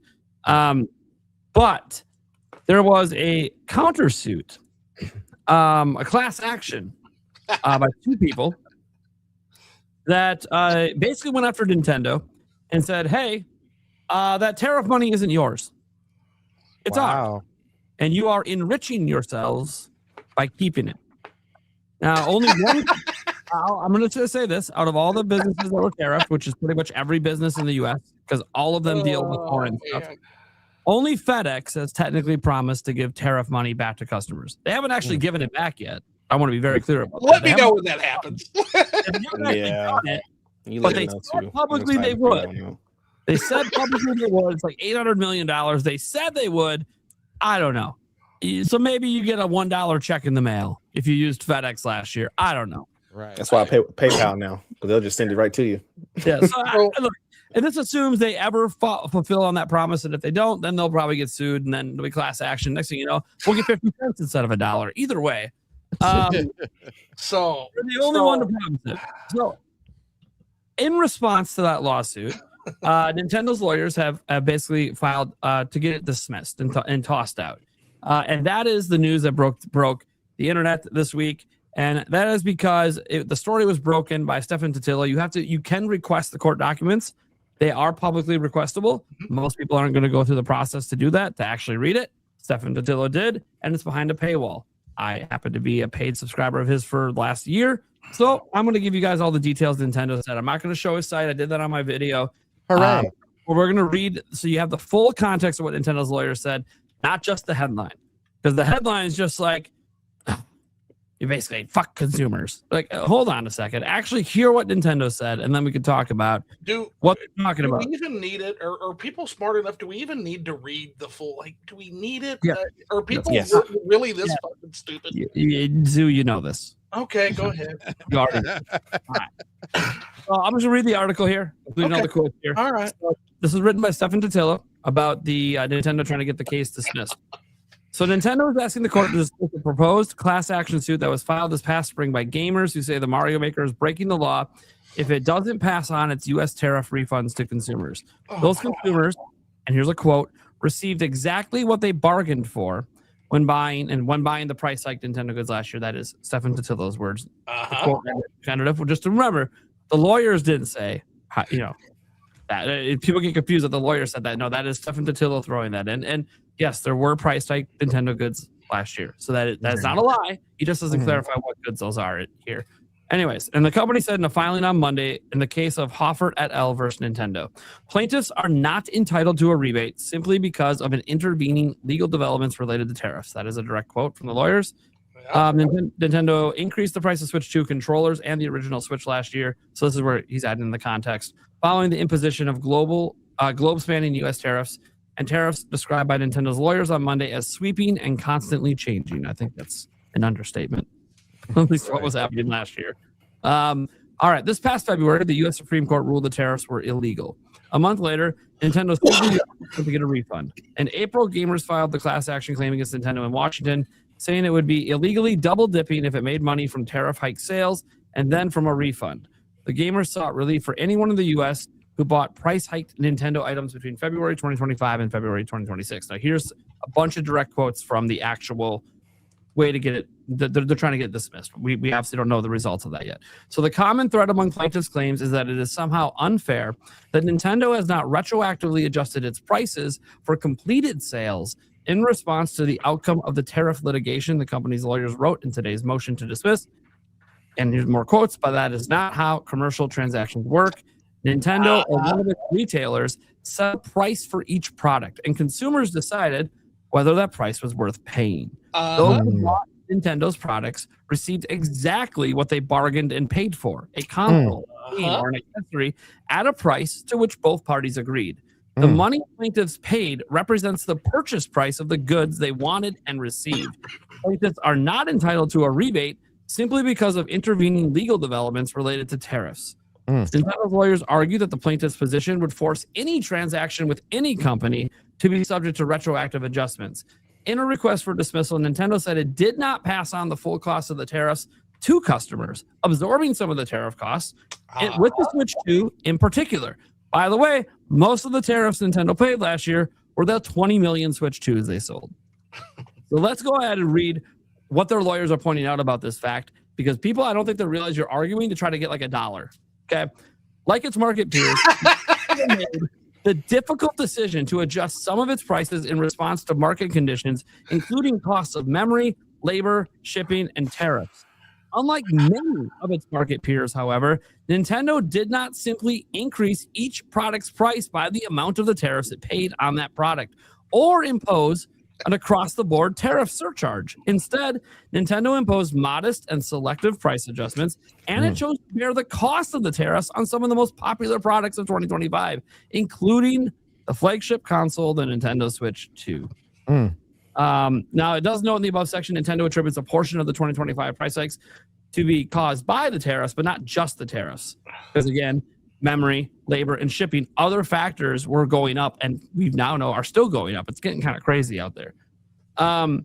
So it says, the company said it would be arduous for it to calculate the specific portion of any price increase that were due to tariffs. Quote, that allocation is difficult enough product by product within a single company, the lawyer states. Nintendo lawyers also argue that gamers who sued could not have sustained a substantial injury, which is the grounds for suing, from the price hike Nintendo goods, because there were alternatives. Quote, if a customer did not want to pay the advertised price, they were free to just abstain from purchasing the product or seek out a competing product. The company says it believes the gamer case should be handled through private arbitration, but it did file for a more public request for dismissal just in case the arbitration was denied. Class action lawsuits have been filed against other big companies with similar arguments about consumers deserving the unwound tariff revenue. Among the companies facing the suit is also Sony for the increase of prices on PlayStation. So they're facing the exact same suit. We just not have seen any public response from their lawyers yet. Oh, of course. They're probably pretty similar to Nintendo's, if I had to guess. Yeah, they'll sit back and wait. Well, they're all going to say the exact same thing because they're all going to say the exact same thing. And so, oh my God, right, Zoo's ready to pop off, man. He's ready to blow. Go, Zoo. What do you got? So I've learned a couple things today. I'm always learning. I'm always trying to learn from gamers to worst customers. So I've learned that we don't know what a contract of adhesion is in this community. And I have also learned that people have grown up in the United States. These are grown-ass people, ages 20 to 65, And these grown-ass people don't understand how things work in this country yet, first of all. So, first of all, you're mad at the wrong people. Go yell at the government that imposed the tariffs. Because the company is actually a victim. And again, I'm always known as a fierce consumer advocate, but the consumers are fucking stupid. The problem we have is that you're mad at the wrong people. So I know Nintendo sucks. I know Nintendo greedy. I know Nintendo evil. I know. But in this case, go be mad at the people that imposed the tariffs. Go be mad at the governments that did that. Don't get mad at the company that is also a victim of the tariff.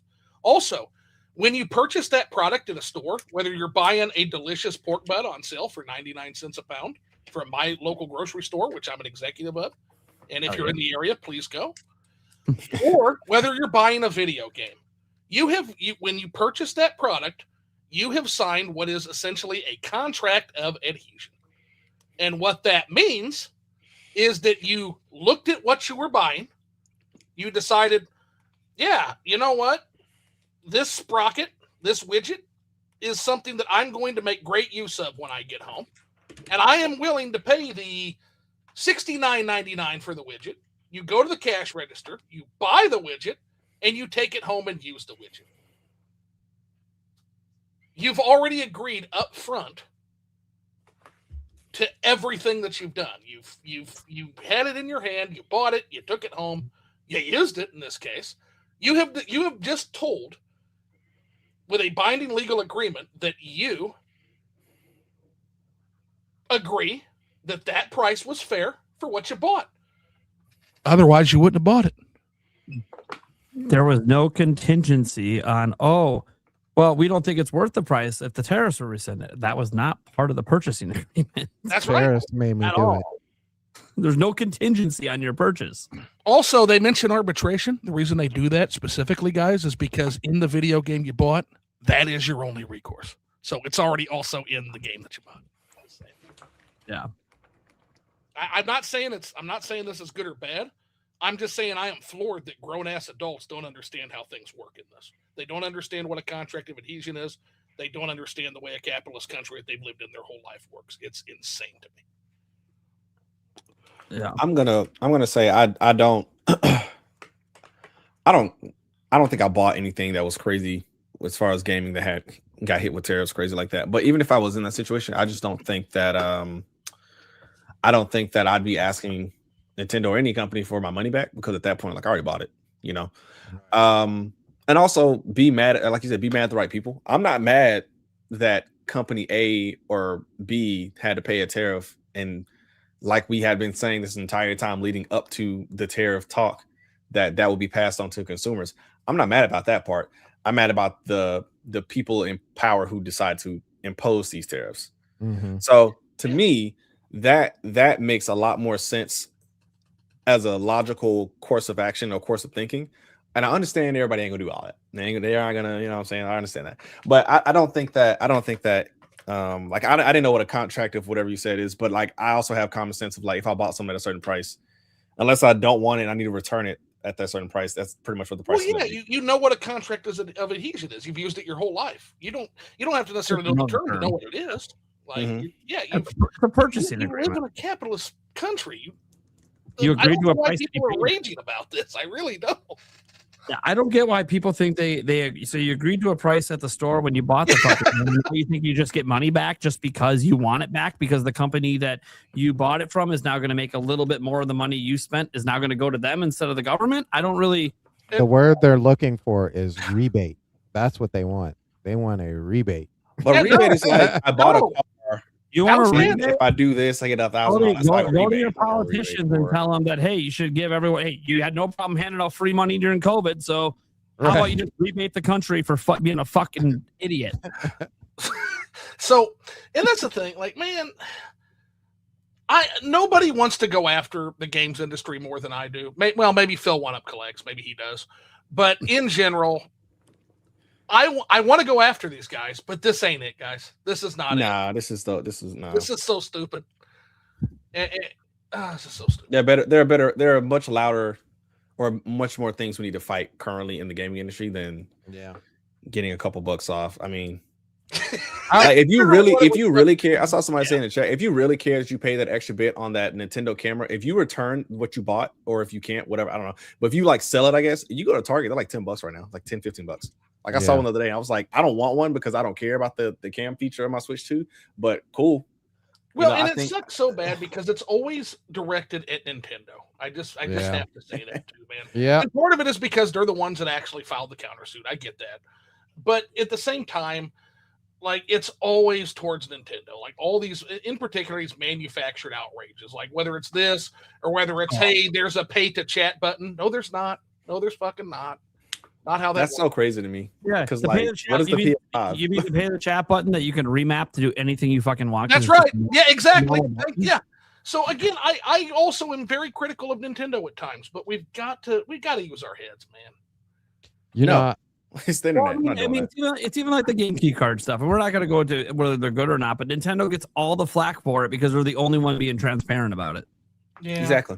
Like, they're actually informing the consumer what the fuck you're buying. Hey, let's yell at them about it and forget that Sony and Microsoft have had those kind of discs on their systems dating back to the Xbox One and PS4.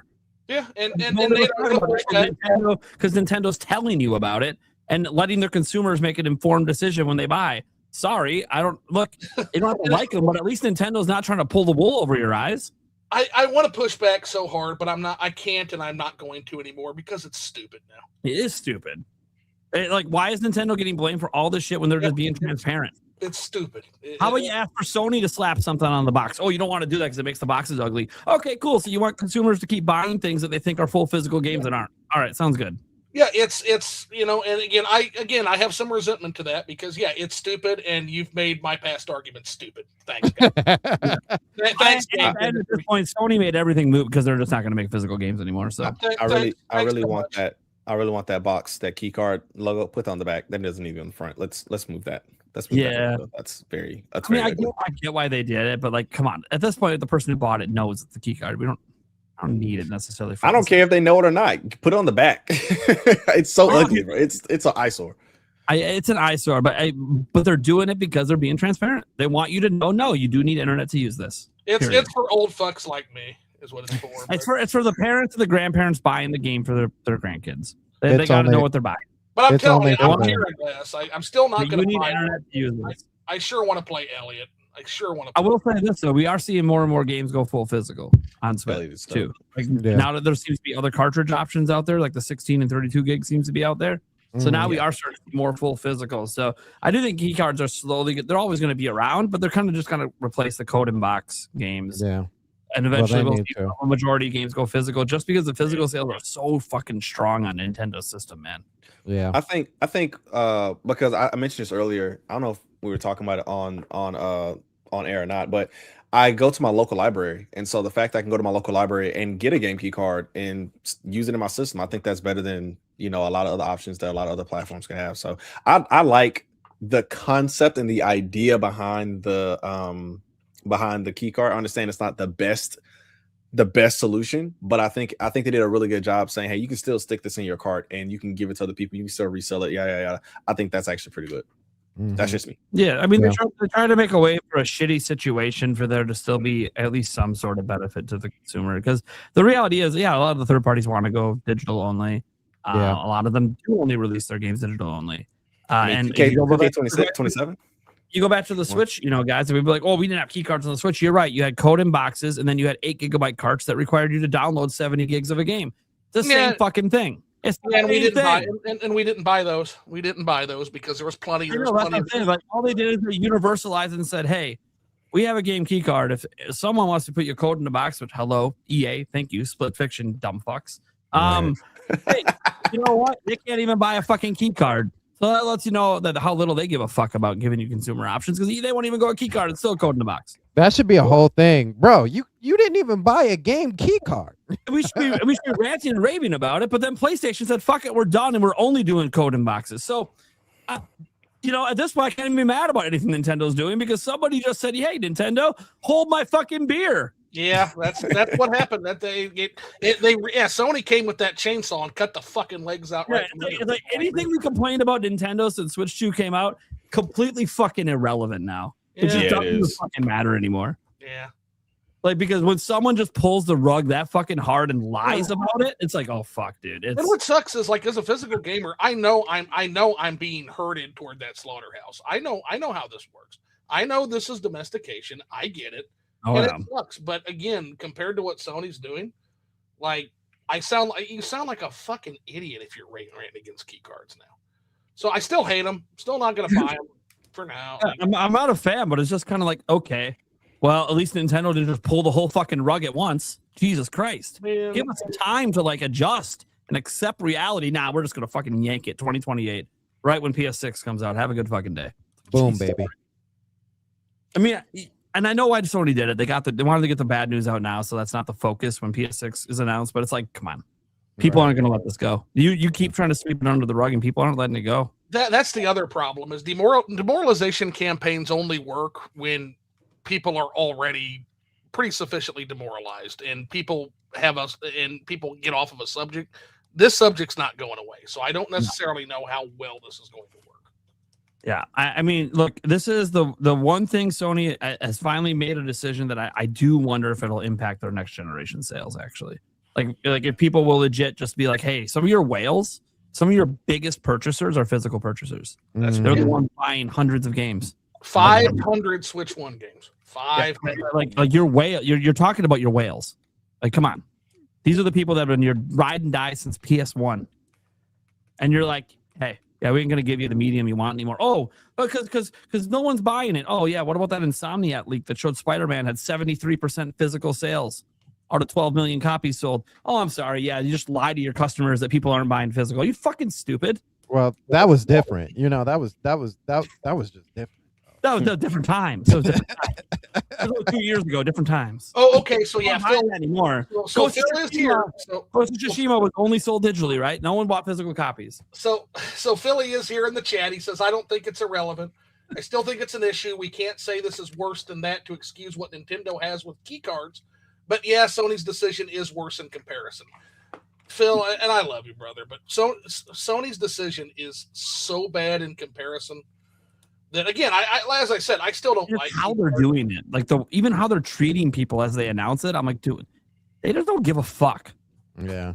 Yeah, not telling your partners was kind of crazy. Not telling your biggest partners is wild. Almost apologetic by comparison. Yeah, dude. The partners didn't even know they were going to do it. Like, that is fucking wild. They didn't tell anyone. They didn't even tell anyone. We're just doing it. That's crazy. Like, I'm like, dude, these partners are how you make most of your fucking money. Most of your money is made off the 30% cut of third-party sales, and you're not going to fucking tell them that you're removing an option? That is wild. They found out when the public finds out. That is insane. That shouldn't happen. That would be like a game developer coming to be like, oh yeah, we found out Nintendo has game key cards. How? I don't know. That's the only thing they offered to us. Well, they're going to find out real fast how right Gabe Newell is about the piracy issue too, because I have a feeling a lot of PlayStation fans are going to be One Piece up in there. There has been more progress made on the PS5 emulators since that physical announcement than all the years before it. Like, we're actually to the point it's almost gonna be possible to emulate PS5 by the end of the year, and all of it is driven by the fact that everyone's like, "Fuck Sony, we're done." Yep. I thought they cracked it earlier this year. Yeah, it's cracked, but like the emulator wasn't running very well. Oh, okay. And then all of a sudden, the news came out, and they just started fucking slamming away. Like, no, it's the priority now. We're fuck Sony. By the time PS6 comes out, we're fucking emulating everything. I will definitely try that. I will definitely try that. Yeah, games at home. One Piece. Yeah, you piss off people who stood by you. Oh, they're gonna prioritize fucking you over now. Yeah. I don't think they even have I think when you deal with like an all digital or an all digital fan base, like look at PC gamers. Like PC gamers typically stand together on a lot of different issues, and like a PC gamer's buying habits are completely different because they understand like they are buying a digital game, they are buying from these particular platforms. It's a different mentality, and I don't think the average console gamer has that same mentality. And so I'm really interested to see how that works, because like I said, I lean more PC now because I bought a beefier PC earlier this year. So I lean more PC. Like I asked for a key for 007 on my PC instead of my PS5. And so now I'm looking at, I'm like, okay, like what does the PC gamer actually appreciate about these games? And I think that if you're going all digital, if you're having this sort of presence that you want to have with your own storefront, there's a lot of things like People, if they buy a game on Steam, they know I can play it for 2 hours. And if they don't like it, return it. You can't do that with PlayStation. You can do that one time in your account life history. You know, it's just so many things that a PC gamer is used to that PlayStation is not going to do. That same level of customer service. Like, because now you're not competing with Xbox. You're actually competing with Steam. if you're gonna go all digital like that. You look at the robust competition on those on PC as well in terms of the insane. Digital game. You've got EA's Origin or whatever they're calling it fucking now. You've got Good Old Games, which is what I usually throw out there. You've got Epic Game Store. You've got itch.io. There's just so many places to get. So that kind of, whereas consoles typically are closed ecosystems. That's the thing. Yep, and Sony's being sued over that right now too, because they're arguing if you're getting rid of physical games, then you have a monopoly. But that was already an argument, which is why they had to sell stuff in stores. They already saw that coming. Yeah, Sony lost the lawsuit. Yeah. Sony saw it coming. That's why they said, no, we're still going to sell games in retail, just code in the box. It's like, fuck, that's going to be the thing that gets it tossed out, and it's going to be fucking stupid because we all know they're going to yank the code in boxes off the shelf eventually. It's going to happen. They're just not going to be. They'll be there at the start of PS6, and I bet you like 2 years later there'll be none of them on the. But the codes in the boxes are always in Bomba bins every time I go to Walmart. That's the thing about that, man. Well, like they're never. Yeah, I'll buy them then. Fuck it. You want to get me a $70 game for $5? Fuck it. Right, but I mean, but the thing is that retailers are only gonna, when things go in the Bomba bin, there's a reason they're in the Bomba bin. It's because the game they're not doing so. That person, that store, that retailer, that manager, they bought those games for a certain price, and now they just need to get it the fuck off their shelves because it's not selling. Yeah, so I mean, look, they're not going to order more, and eventually you're just going to stop seeing them. I mean, we've been over this before, like Stash, and also had this conversation before. Like, dude, what's happening? They're just succeeding retail to Nintendo because they don't think it matters. Meanwhile, Nintendo is building literal stores. Like, they are building retail stores to sell their own shit. Like, they're going in such the opposite direction. It's crazy. Now, I do think Nintendo will probably eventually be all digital. I do think that is a thing. It's probably going to happen someday. It's not happening this gen. It might not even happen next gen. Nintendo actually believes in retail. Go to the stores. Look at the advertising they do inside the stores at retail when major games come out. Look at the shelves. Look at how big the Nintendo section is. It's almost still as big as it's always been. Why? Because people are still going to the store to buy their games. That's my background. Prime is I was a merchandiser. I was actually, before I moved up into executive leadership, I was a meat merchandiser for a grocery store. And that's the thing. It's you have it's retail shelf space is so important. Not only is that where you're going to showcase the things that you want the customer to buy, and it's a public place where they can peruse it. That's the other problem with buying things online is you are lost in a library of babble, man. Like you don't even know what you're looking for unless the algorithm. At that point, the algorithm's controlling your purchases more than you are because you're not able to peruse it. You're not even aware of what's out there. Exactly. And there's a whole concept around it. Borges, Library of Babel, amazing concept. And it's all about that fact that, hey, if there is so much choice that you are stun locked by it, are you really making the decisions, or is an algorithm or the people that control access to that Library of Babel making the decisions on what you're doing? Very, very interesting thought process. But yeah, that's part of why people intrinsically do, like, even though we are in a world of DoorDash and we're in a world of Instacart, Amazon, I can tell you business is still booming on the storefronts, and that's because people understand that the choice and being able to peruse in person a well-merchandised shelf space matters. Yeah. I mean, look, and retail presence also leads to more benefits to consumers. Like, you talked about like the discount bins. You can get in discount bins if there's nothing to discount. Yeah, that's true. Like, Costco isn't going to suddenly be cheaper to buy games if there's no games to buy.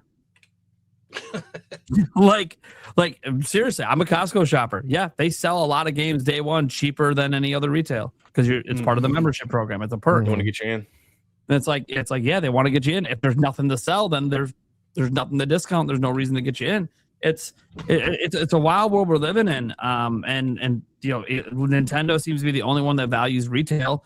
This should be very obvious if you ever see what they're like in Japan, because Nintendo owns retail in Japan. Yeah. Any electronic store, like half the fucking store is Nintendo. Like, it's insane. Well, But that's the other thing. That's because also Japanese love physical. That also helps. So it's so sad to me. I'm working on my Donkey Kong Country Tropical Freeze video, and part of the footage I was able to find was footage of the Nintendo store in New York, their grand debut of Donkey Kong Country Tropical Freeze. And just the cool things they set up for that opening. You had like the Donkey Kong guy in the suit, you had the different kiosks, and you had different games that day. And I'm not saying that every launch of a game is going to be like that store in New York, but plenty of midnight launches around, and it's part of the gaming culture and part of the entire ethos of what we do is going and being with people and having that collective experience of.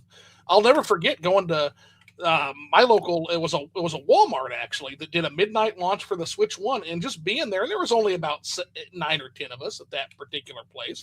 But we were there together, and it was this collective experience of us all being excited and waiting for this system to come out. And how long are we going to have that if they get their way on this, man? At Switch 2 launch, I actually went to my local GameStop because one is closer to me, and it was the manager's birthday, and like I got a birthday card, and we all signed it, and it was just like a really cool experience. And it was a lot of us; it was probably like 40 of us in line. But that was like really cool. And as a kid, I didn't really do a lot of midnight releases. My brother didn't really take me with him. I was, 7 years younger than him. And by the time I was old enough to buy my own games, it was still kind of just like go to GameStop and get a used game with my own money. But I didn't really get to experience a lot of that. And so to be able to experience is really cool, but you're not going to get that, in person as much. So yeah. I don't know. This whole situation's dumb. Sucks what's happening with that. It sucks, obviously, what's happening with, even people debating over this tariff shit. Obviously, people just want to be mad. I get it. Dude, I'm a consumer. I'm fucking pissed about all the increased prices on shit, too. But you know what? When it comes to entertainment goods, you didn't have to buy any of it. You want to know how I know? I've been on a game buying freeze all year. I haven't spent 1 fucking cent on video games in 2026. You know why? Because it's my money, my choice. Yes. If I buy something, I don't expect a refund for it or a rebate. Yeah. And again, get mad at the right people. Again, you're victim. I far be it for me to stand up for companies, but you are, in this case, you are victim blaming. That's what you're doing. The irony to this is, I do remember when this news first popped up about Nintendo and the whole tariff situation, and I remember people being like, once that stuff goes down, when they win, I'm asking for money. I'm getting money. I'm gonna get my money.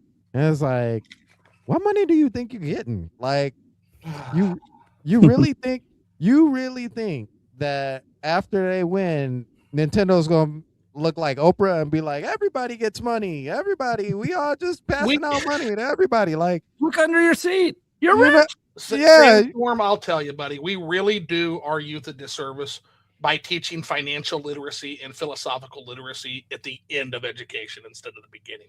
Yeah. You have to, if you live in a market-based system, you have to teach people how to think, and you have to teach people how to handle and navigate financial corridors. If you can't do that, what the fuck is the use of everything else? It's like, God, man.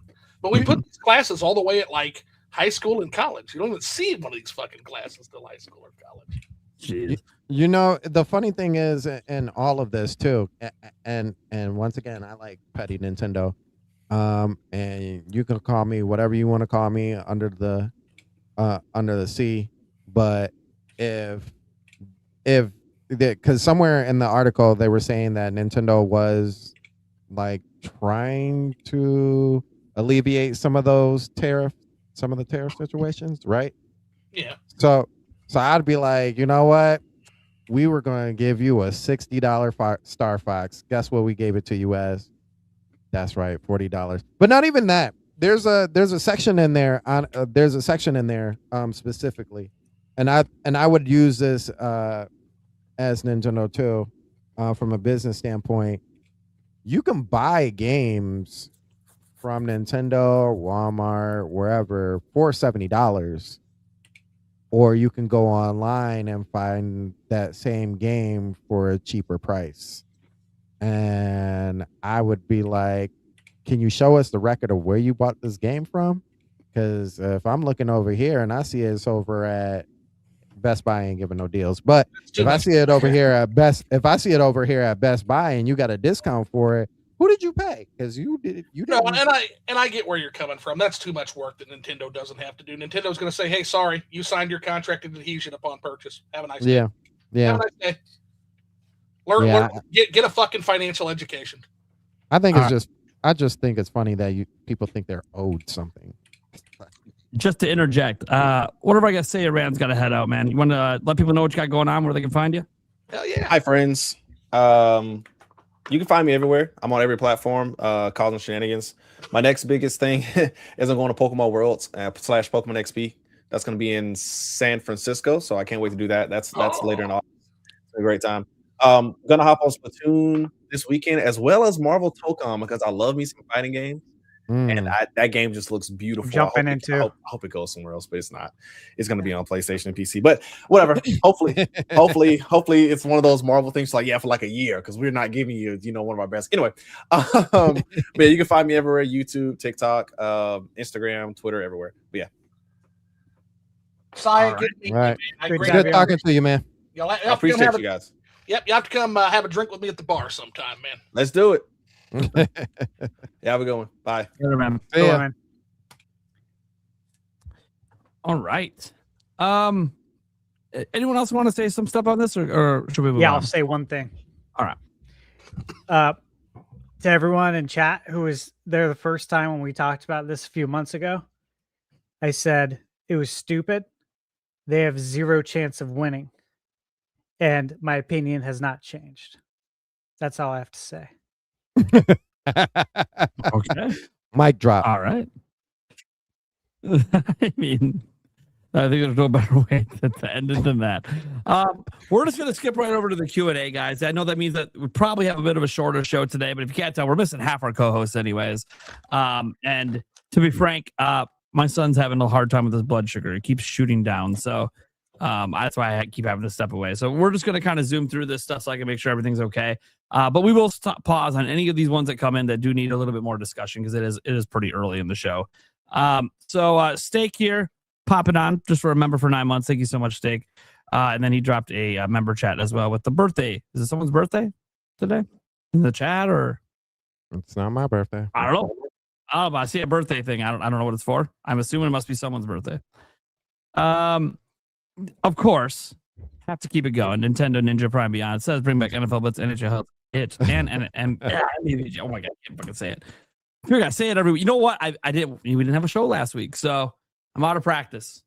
We need it so bad. We need it so bad, especially after today. 2K makes the big announcement. We get the cover athlete, we get all the additions, and it's just bullshit, man, because they got the Ultra Edition and Deluxe Edition only available on PS5. That gets early access a week early.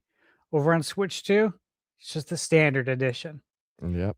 No early access, and then there's no crossplay again, which in my mind, I'm thinking, okay, this is going to be 30 frames per second again. Because that's why there's no crossplay. You can't have 30 frames on Switch 2 and 60 on PS5 and play against somebody. It's never going to work.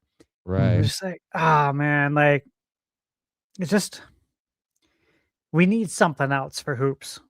They We really do. Yeah. We didn't get NBA to run on Switch 2. They're complacent, and that sucks. And I know EA did attempt to get back into it, and it didn't work out for them. But I'm like, man, they're getting complacent. This is when someone needs to swoop in. Yeah. I think EA and 2K are in cahoots with each other.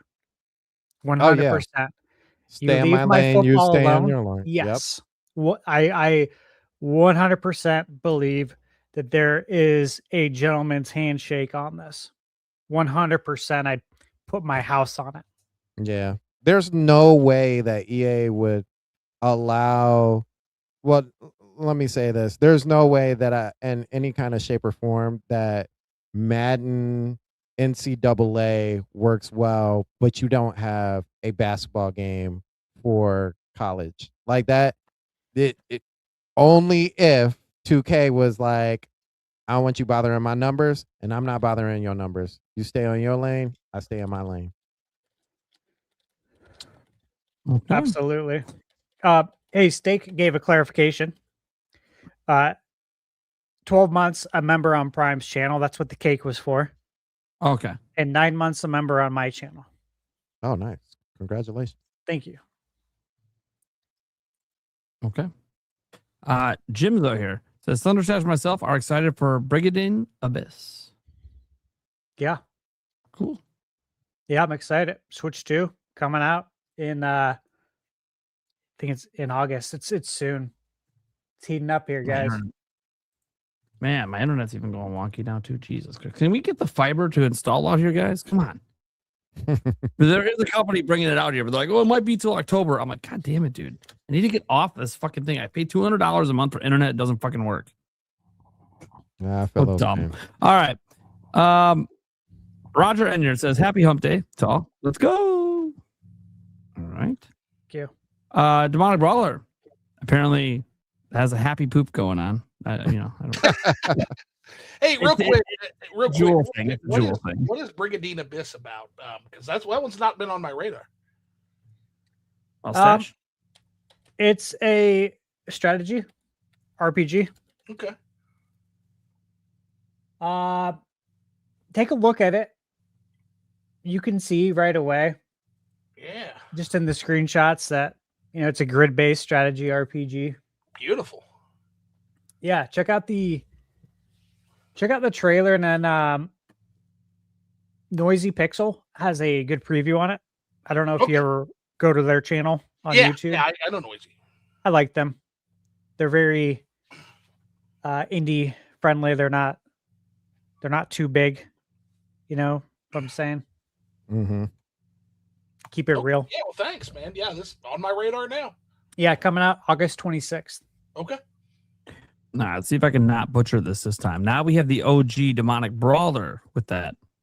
Bring back NFL Blitz, NBA Jam, and NHL hits. Oh my God, I'm so sorry to the other guy. Apparently, if it's not Demonic Brawler super chatting, and I can't read it. My bad. My bad. I feel terrible that I read that perfect, but butchered it the first time. That's my line. That's my line. Demonic Brawler, that's mine. You always say mine.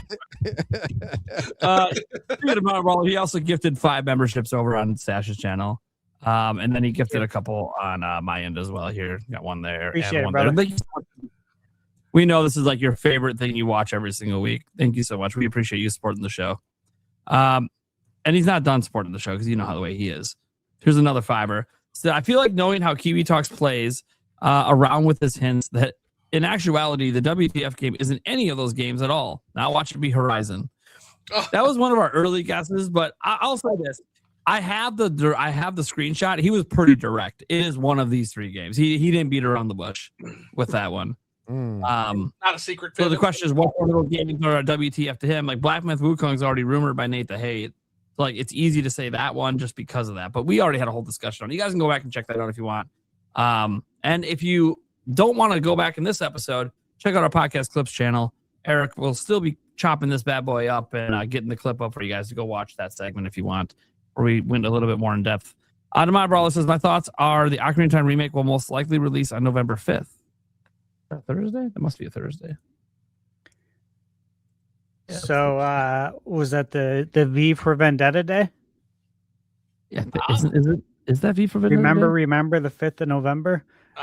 Also, that's the day that Dr. Emmett Brown invented time travel. Yeah. November 5th. Hey, wait a second. Wait a second. What's something more important for that day?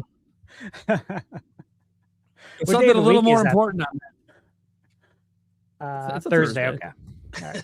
Yes, so I mean, it's possible 2 weeks before GTA. Sure. Yeah, I think it's possible. Yeah. Nintendo's probably not going to launch same week. So anytime before or after, they want to go before. If they're worried about getting gobbled up in the algorithm, I don't know. Maybe they won't get goggled up. I mean, we are talking about the return of the highest rated video game of all time. Of all time. So like that is notable regardless of GTA 6 coming out. They're like, hey, they dared to touch the highest rated game ever. You know? I'm excited to play it. And but well, I like Ocarina of Time, but I'll tell you, it's never been my favorite. Yeah, it's on my top 10. for Zelda. It's never but been I my love favorite. it. I love it though. I loved it way more as a kid, but I love the game. It's awesome. Zelda 1, A Link to the Past, Breath of the Wild, and of course, the GOAT, Zelda 2, baby. In a world where we call it reality, everything is lesser than Majora's Mask. I just want to let you know. I mean, Majora's Mask was so interesting and inventive. I always tell people I would love to see an entire game just set in the world of Akana Valley. That entire area is so interesting, like an archaeological game or something. There was so many interesting ideas packed into that game. Yeah, it's a great game. The exciting thing to me is I love Majora's Mask so much that they remade Ocarina of Time, so of course they're going to remake Majora's Mask. Because they're going to make, it's got to be. Like even if I feel like they butchered Ocarina of Time, I'm going to be like, it don't really matter. It's Majora's Mask. So that's Majora's Mask, right? Because that's the one anyway. So one of the goats. It's in my top 5. It's one of my goats, man, of Zelda. All right. But that's an exciting thing. Is like, hey, I am interested in Ocarina of Time, but then it's also like, but also I know what that means. We know the sequel's getting the treatment. They're not going to throw away the graphics and the engine here and not do it with the one game they can reuse it on, and no one will bitch about it. Stash, hey Stash, when are they going to give the army of 2 that is you and I our Zelda 2 remake? Oh, Nate's in that army too. I'm in that army too. Nate's a general in that army. It literally was my favorite Zelda game of all time till Breath of the Wild came out. Yeah, he loves it, dude. He loves it. Like I love it. He loves it. It is the Zelda game I have beaten the most. It's so much fun. It's great. I've always stuck up for it. I probably beat it like 30 times, and I don't replay games. That fucking last palace with the fucking dude, that last palace is like the greatest ending of a video game. Oh, those bird knights. Oh, they're scary. They're so scary. I love it. And I love how hard the game is. Yes. Bring it on. I love that. I love that. And spam a button. So Simon's Quest as well. Like that gets Simon's Quest. I love it. Yeah. Yes. Simon's Quest. So my only question is, and since I've got 4 Zelda 2 fans here, it's so rare for me. That's awesome. Do we 1-for-1 remake Zelda 2, or do we clean up the Death Mountain area and the long walk to the Grand Palace, or do we say no, fuck that, 1-for-1 remake? They would clean it up. I think they would clean it up. Could you imagine reviewers playing that today? Like today's modern day reviewers? They can't even jump over the 4 out of 10. It'd be like a 0. They won't even get past the first dungeon. Let alone Death Mountain. They're not going to get through Death Mountain. None of them. It will be the death of them. Literally. Yeah. They'd be like, this game is so archaic and I don't understand how it works. Yeah, archaic is the word they'll use. I guarantee it. I would love for it to be 1-to-1 just so I can shit all over reviewers that forgot how to play real video games. Sorry, all 4 of us. We would have to do a live stream and show them how to tell you where to go. My bad. You actually have to explore. Do you even know what exploration is? Oh, you play all these open world games. Cool. How many of them are you just running the checkpoints? Right. You even know how to fucking explore in a video game? No? All right. We don't have to show them. Man, dude, every fucking tree could be something. You got to test it out. You got to test it out. There's no hint. No one's telling you that particular tree is one you can burn down. It looks the same as the rest. You got to fucking explore, baby. All right. That's the beauty of it. And then getting that red candle really helped you. Oh, the red candle. Then you didn't have to go back a screen.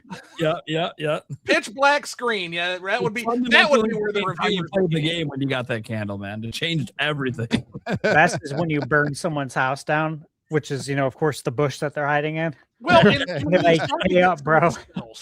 When you start to get some of the magic spells too, that game blows wide open, man. Dude.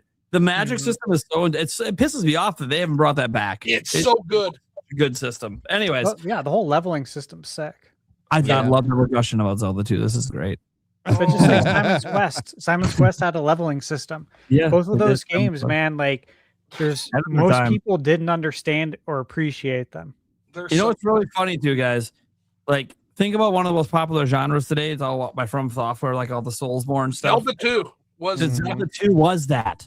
It was literally was that. It was that before it even had a name. Yep, it was Souls. Yeah, it was the first. Literally, Zelda had a chance to become that. Now it didn't, and honestly, it's probably better that it didn't. But holy shit, if you like Soulsborne games, you should love Zelda 2. Well, That's so and funny what's so because they funny would when- call it a Zelda-like. It's a Zelda-like.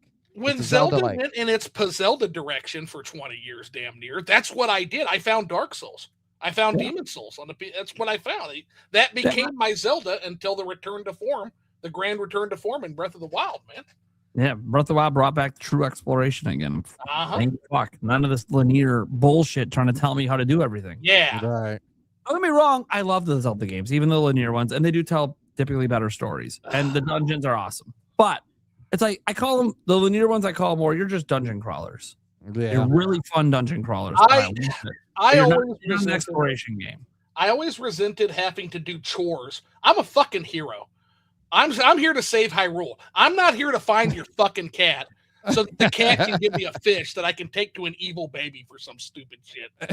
That fucking tutorial in what was it, Twilight Princess with the Twilight evil baby Princess. with the goat herding. Yeah, you have to catch the fish. Oh, I'm not here for it, that. you gotta I'm do not it. here to clean some lady's fucking house. I'm the fucking hero of time, man. Nah, you're gonna wrestle a bull too because you just have to do it or you can't progress. Right. Like these feckless, worthless citizens of Hyrule, you deserve Ganon, man. You don't do shit for yourself. Dude, I'm out here, but dude, you know how badass I am as you're trying to make me catch a bull, motherfucker. I'm about to beat Ganondorf with a fucking fishing pole. You're out here having me stop bulls with my bare hands. What's wrong with you? As he sits there and watches me cast. Little did you know that fishing mini games they make you do? That's how you beat Ganondorf. They're teaching you early. Can you clean your own fucking house? Can you do that? Nope. You got to do it. You got to be the Why Roomba. do I have to drop my fucking heroic quest to clean your house? Because that's your pastime. That's your pastime. See, someone got some pretty big gripes, especially the tutorial of Twilight Princess, which it is one of the weirdest Zelda tutorials ever, just because it makes you do so much random shit. I'm like, why are we doing any of this? So this doesn't make any sense with this. I can't unhear because there's like 5 fucking mornings that pass in that tutorial. I can't unhear. Hey, I can't unhear that stupid motherfucker wake me up every morning for 5 more. Or when I don't do the one quest right away with the fucking basket, and then it fucking zooms in every time I run by it. I'm like, I get it. You want me to do it. Shut the fuck up. Let me finish my other quest. No, just every morning. Hey,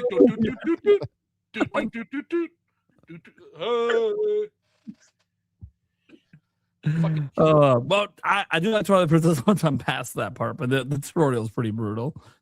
One of the worst, and definitely the worst in Zelda. I'll say that. I'd rather it just be like Zelda 1 and 2, just drop me in and it'll tell me shit. And the evil Machiavellian baby is fucking creepy. I'm sorry. Yeah. Oh, the little evil baby is always funny to me. Well, With the eyes. weird fucking NPCs, the fucking belly shirt clown and fucking evil baby and the unibrow guy with the gigantic fucking unibrow, like the snot bubble guy. Oh, Snot Bubble guy is hilarious. Snot wad guy, like these are weird people that can't do their own shit. Well, the Modern Brawler's coming in here with a bold prediction. Let's see what you guys think about it. I think the next 3D Mario is going to be in March. Ooh. Of next year? Interesting. That's what he's saying. I mean, if that's the case, it's got to be getting revealed in September Direct, right? Yeah. I mean, to be honest, I think I said that earlier.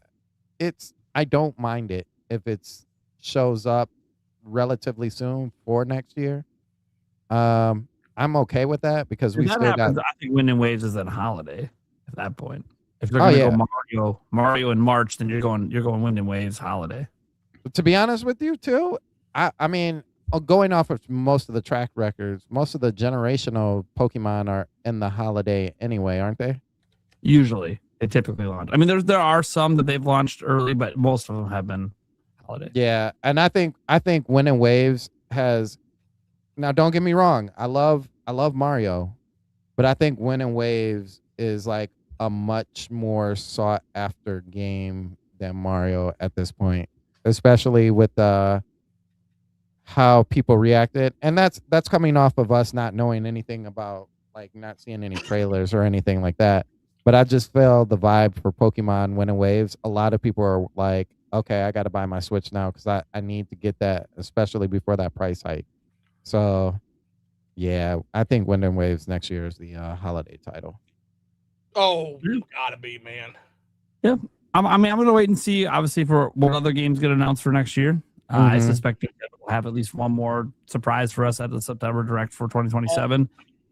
And we think of Mario because, well, it's been forever since we got one, and Nate the Hate said it would be next year, and he's been right about everything else this year. So, I gotta say it. I gotta put my heel hat on. If you look at the screenshots with Wind and Waves, and then you look at Scarlet Violet, tell me what I'm missing, guys, because I don't see much of a difference if you look at them directly. I think it's going to be. So. Here's my thing with Pokemon, and it's always kind of been this way. I don't think you really understand or really realize how much of a difference there is until you actually play the game.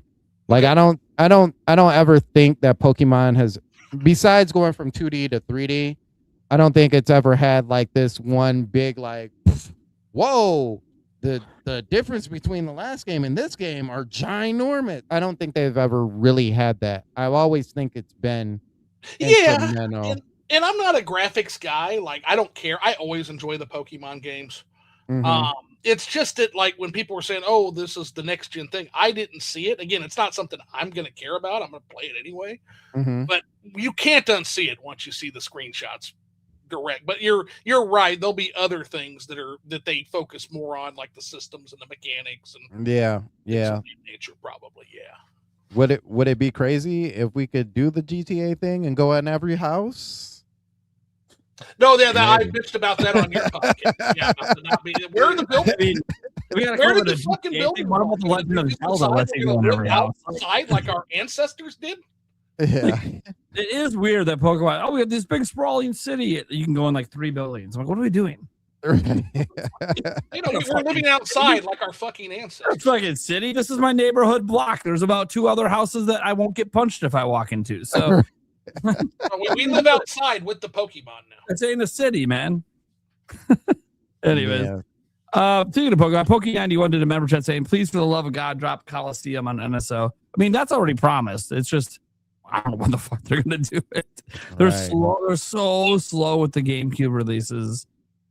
I don't know what the holdup is, to be honest. I don't know if they're just really struggling ironing out any of the emulation bugs. I don't know.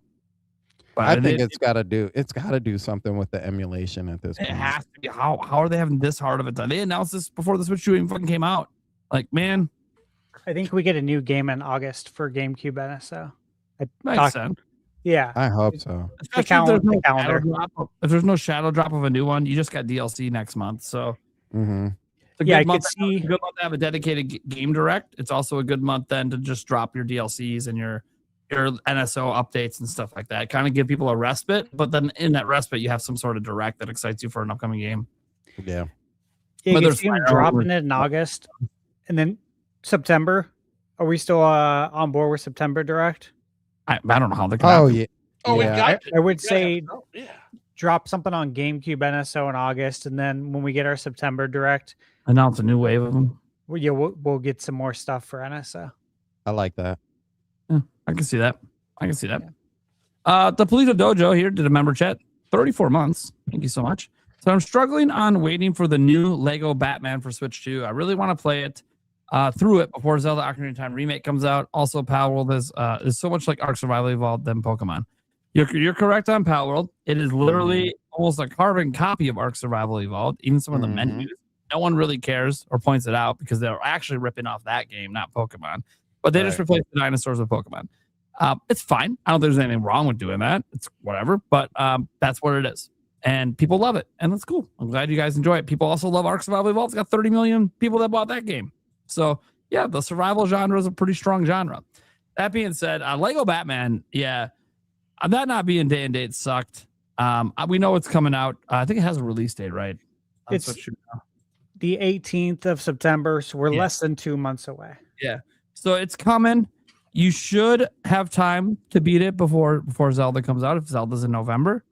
But it does suck. It is coming out during a packed month. And it is, if you're also picking up Fire Emblem, that could get in the way because that's going to be like the day before. And that might take up, Fire Emblem games usually take up a decent chunk of time, especially the newer ones with all the social aspects. So you could easily sink 100+ hours into Fire Emblem. And if it's anything like Three Houses, where like there's actually different story arcs when you replay it and go different ways, then that just adds even more infinite replayability. So, yeah. So I mean, if that's not a concern for you, then yeah, get Lego Batman. I mean, it's on my to buy list for Switch too. I guess I know I'm on a game buy and freeze, but I got a giant list. I'll probably reveal it towards the end of the year once I finally get off of the game buy and freeze. Right. Might be a fun conversation on the podcast. Even help me sort out my priority, because I obviously can't buy and play them all at once. That's insane. Back. And obviously there's always new exciting games coming up. So like I got to find out when am I going to fit these ones in. But that might be a fun little conversation as we go into 2027. And all right, let's break down these games. It'd be fun. If Fortune's Weave is half as much content as Three Houses might be the best bang for your buck that I've seen. So there's so much content in that game. It's really 3 full games in one, damn near. Not quite, but close enough, man. Yeah, and like there's like rumors that this is going to be like that, but now there's going to be 4 full. Like, dude, that's insane. But hey, if they pull it off, I'm not going to complain, man. Dude, Fire Emblem rocks, dude. They've been kicking. Even Engage, I know some people that weren't into Engage, but that's because Engage was more like the old school Fire Emblem. There was a testing the water to see like, hey, do we have any people that are like super big fans of like the old school Fire Emblem before we went with all the social stuff? And the answer was no, you need to stick with the social stuff. They should have figured that out after Awakening saved the franchise because they added social stuff to it. Mm-hmm. Are we worried that the progress on Fire Emblem's ascension into a fairly large franchise for Nintendo might have the legs cut out from under it with the higher pricing? It's still relative. I mean, it's bigger than a lot of games, but it's still relatively niche compared to some of your bigger titles. I just hate to see people get impacted by that, man. If I was gonna be honest, I'm going to say no. Because I'm buying it day one, but I worry. But the reason why I say no is because we're not at the point of conditioning for Fire Emblem. I'm gonna be honest with you. We're not at the point of conditioning. And what I mean by that is Fire Emblem games before they hit the Switch always had 3 pieces to that puzzle. You had to play 3 different ways. And so like to get the full ending, just kind of like how you do now. And correct me if I'm wrong, but they came in different games. They came in different boxes. So you had to buy them 3 times over. Now you can get them as a collection as a whole, all 3 of them together, or you could just buy them individually. See, because you're going to laugh. My experience with Fire Emblem is a reproduction of Genealogy of the Holy War for Super Nintendo and Three Houses and Engage. That's my Fire Emblem experience, but I love Three Houses to death. I'm going to love Fortune's Weave, I can promise you. If any game is worth $80, I can tell you guys it's Fire Emblem. It's there. The content is more than there. I just worry about scaring off some. Oh, bro, I appreciate that. He said it was Just Fates. So, and I think that was the game, correct me if I'm wrong again, that was the game that was right before they decided to move everything over to from having a DS or having the handheld team and having the console team, and they put that under one house.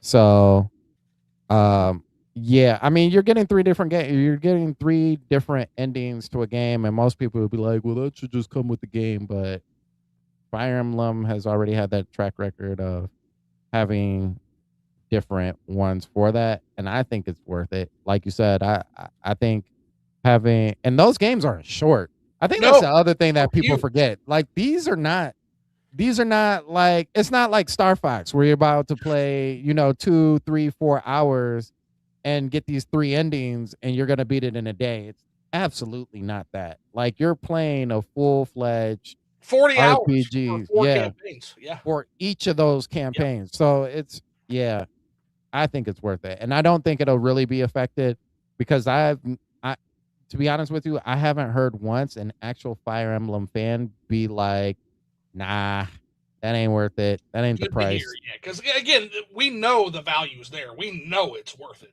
It's this. If any game is worth it, it's this game. Yeah. Yeah. That's good to hear.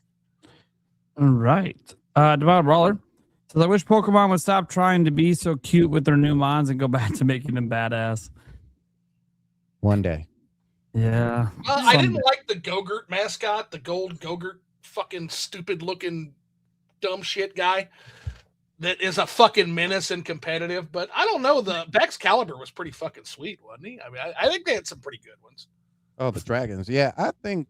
I mean, I like the way they handle bringing back some of the starters and stuff like that. I always think they have like really cool looks to them. Shout outs to my boy Typhlosion for being a ghost / fire type, and Arceus. I thought that was dope, but yeah, Arceus was so good, man. I feel you though. They could add a couple more, like rougher Pokemon.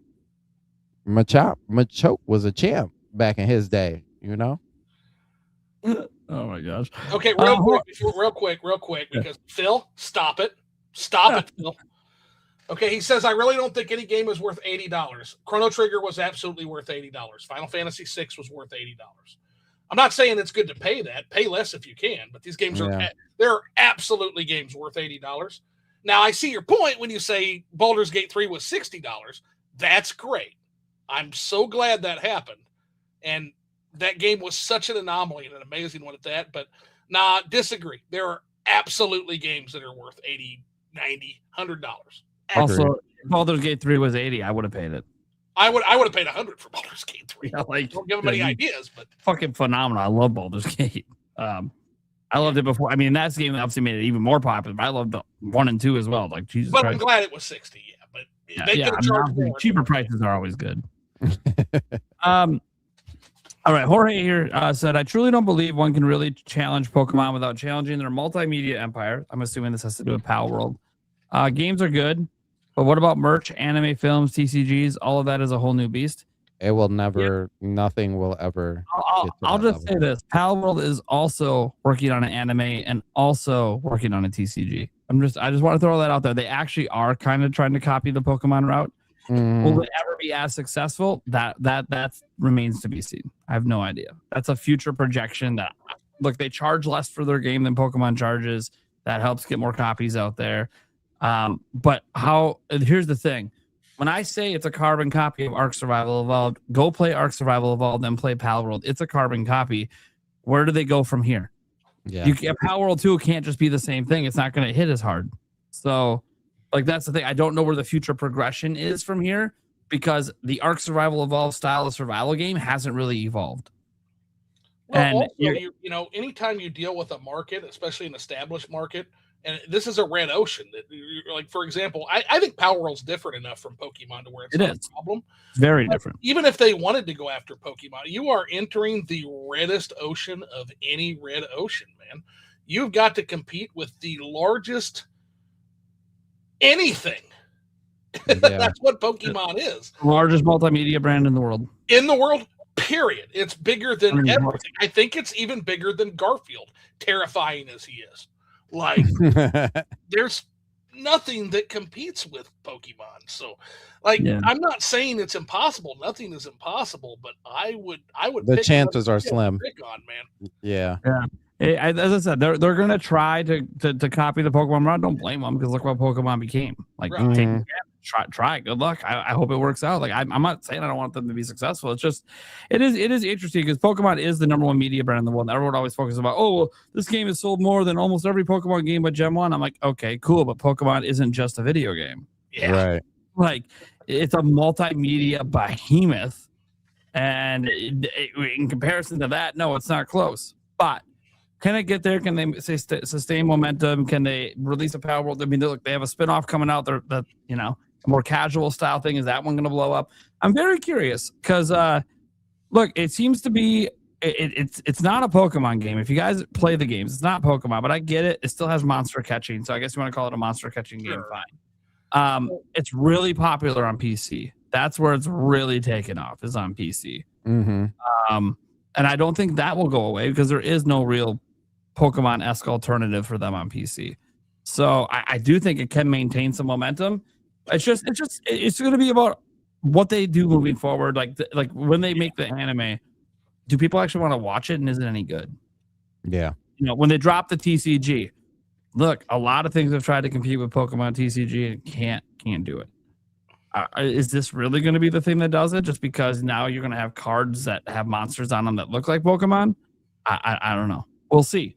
But I wish them luck. I don't want them to fail. At Pocket Pair, I don't want you guys to fail. I do think Nintendo's lawsuit against you is completely frivolous, and they shouldn't be in it. Nor TPC. I think it's more being pushed by TPC anyways, but I don't think they have a case. I think they're learning the hard way. They don't have a case as all of their patents keep getting thrown out now and getting invalidated because it turns out you can't just make up patents in the middle of a lawsuit and claim you own things. I don't know what they were thinking. It's a stupid lawsuit, but the point is, that Pal World's already a success. Like if we were just talking just straight up, it's a success already. Yes. Right? It made them an estimated of almost $1 billion. Like it's been very successful for them. So I'm really happy for them. The question is, can they turn it into Pokemon and be a mega multimedia empire? Mm-hmm. Look, just because it hasn't really been done since Pokemon doesn't mean it can't be done again. So we'll see. I wish you luck. Right now you're the hot thing. Let's see if you take advantage of it. Right. Because that's the key with Nintendo. This is the big thing that people, when they bitch about Nintendo just relies on the same IPs. One, that's not true because they keep making new ones. However, what you're not giving credit for is they're able to keep their IPs relevant for 40 years. You know how hard that is? Well, and whether you want to hear it or not, part of that keeping that relevancy is lawsuits, actually. And I don't like this lawsuit either. This lawsuit was fucking stupid. But the reason they did that, and people need to remember this when they analyze Nintendo set the standard with Nintendo v Universal. They set the standard for this. Their winning argument was that because they didn't use King Kong and they didn't protect King Kong when other people used King Kong, and because they had no interest in King Kong whatsoever until Donkey Kong took off, that they essentially abandoned their rights to any likeness of that. And they won.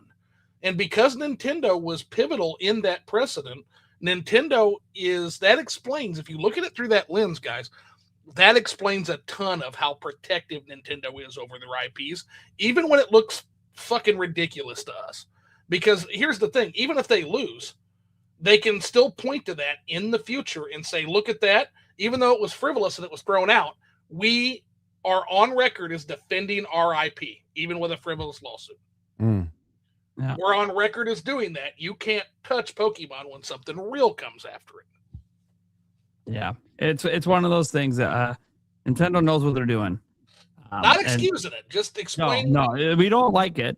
Like no one likes explaining the lens for which Nintendo views the world that they helped build in this case. But yeah, Nintendo is very protective of their IP, and like they have a reason to be because they witnessed what happens if you're not being protective enough. They created that precedent. They literally created the precedent for what happens if you're not protected.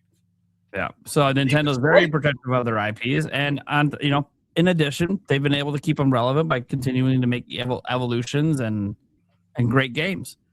Look, Breath of the Wild, fundamentally different than pretty much any game since Zelda 2. Awesome. You look at the way they've evolved a lot of their IPs, even Splatoon now. Okay, we've always been this multiplayer thing. What happens if we try going all in on single player and PvE and just go in that direction? Now we're finding that with Splatoon Raiders. Like they keep trying these new things and evolving things to keep franchises relevant. And it doesn't always work, right? Metroid Prime 4, right? Doesn't always work. Yeah, God. But when it does, it's magic. Well, they should be applauded for being able to keep it relevant because it is hard to keep IPs relevant for as long as Nintendo does. Yeah. Well, and all this shit about Power World being derivative or like Genshin Impact being derivative or whatnot. So here's the thing about Nintendo has always been an innovator. They've always been a disruptive innovator. And there have always been birdmen who glue feathers to their arms and flap their arms really hard and try to fly versus Nintendo, the actual bird that can fly. There's always been that. Look at Mario. Look at 2D Mario. Without the cornerstone on the pyramid of gaming that 2D Mario was, you wouldn't get Mega Man. You wouldn't get Castlevania. All of these go to the left platformers or go to the right platformers. All of these games showed up in part because of the massive success of Super Mario Brothers. Genshin Impact, yes, it showed up because of the massive success of Breath of the Wild. But these are good things because that's more games like the games that Mario Brothers sold 40 million copies. So now you've got more games that are like the game you just loved and bought for that system. It's a good thing. It's nothing but good, guys. All right. Demonic Brawler says Switch 2 Lite at 400 or 500 with both wind and waves. That would be sick if they had a 500 one with wind and waves. That's an insane value. Yeah, that would be great. There's no because of that. There's no way they do it, but Right. That would be nice though. it'll be your Switch 2 Lite themed for Pokemon, but for a $50 premium without a game. Then it'll be $80 a piece or $150 if you want both. Like, okay, I'm hoping Pokemon doesn't go to 80 a piece. It's just look, they're already at 70 with Legends, so you never know. But I just throw it out there. There's no way. There's no way they're doing a bundle with both for 500. It's just not going to happen. That'd make some serious waves if it did. Oh, it would be, dude. It would be a very hot. Dude, in this economy, dude, it'd be flying. But even if people don't even like Pokemon, they'll just buy it on principle. Yep. It's like, dude, what a hell of a deal when everyone else is charging $1,000. Dude, they're charged $500 and they give me 2 games. Okay, dude, it's one game, just a slightly alternate. It's not that different. I mean, some of them had some differences, you know, but like, okay, it really wasn't that crazy different. I'm just being honest. And I know some stands, I get it. The hardcore faithful will always be like, oh no, I get it. I say the same shit with Zelda. I get it. I know. You guys notice and pay attention to all the mundane little details that you have different color this and different teachers and different. I get it. But as like a casual player, there really is no difference to me. That's fair.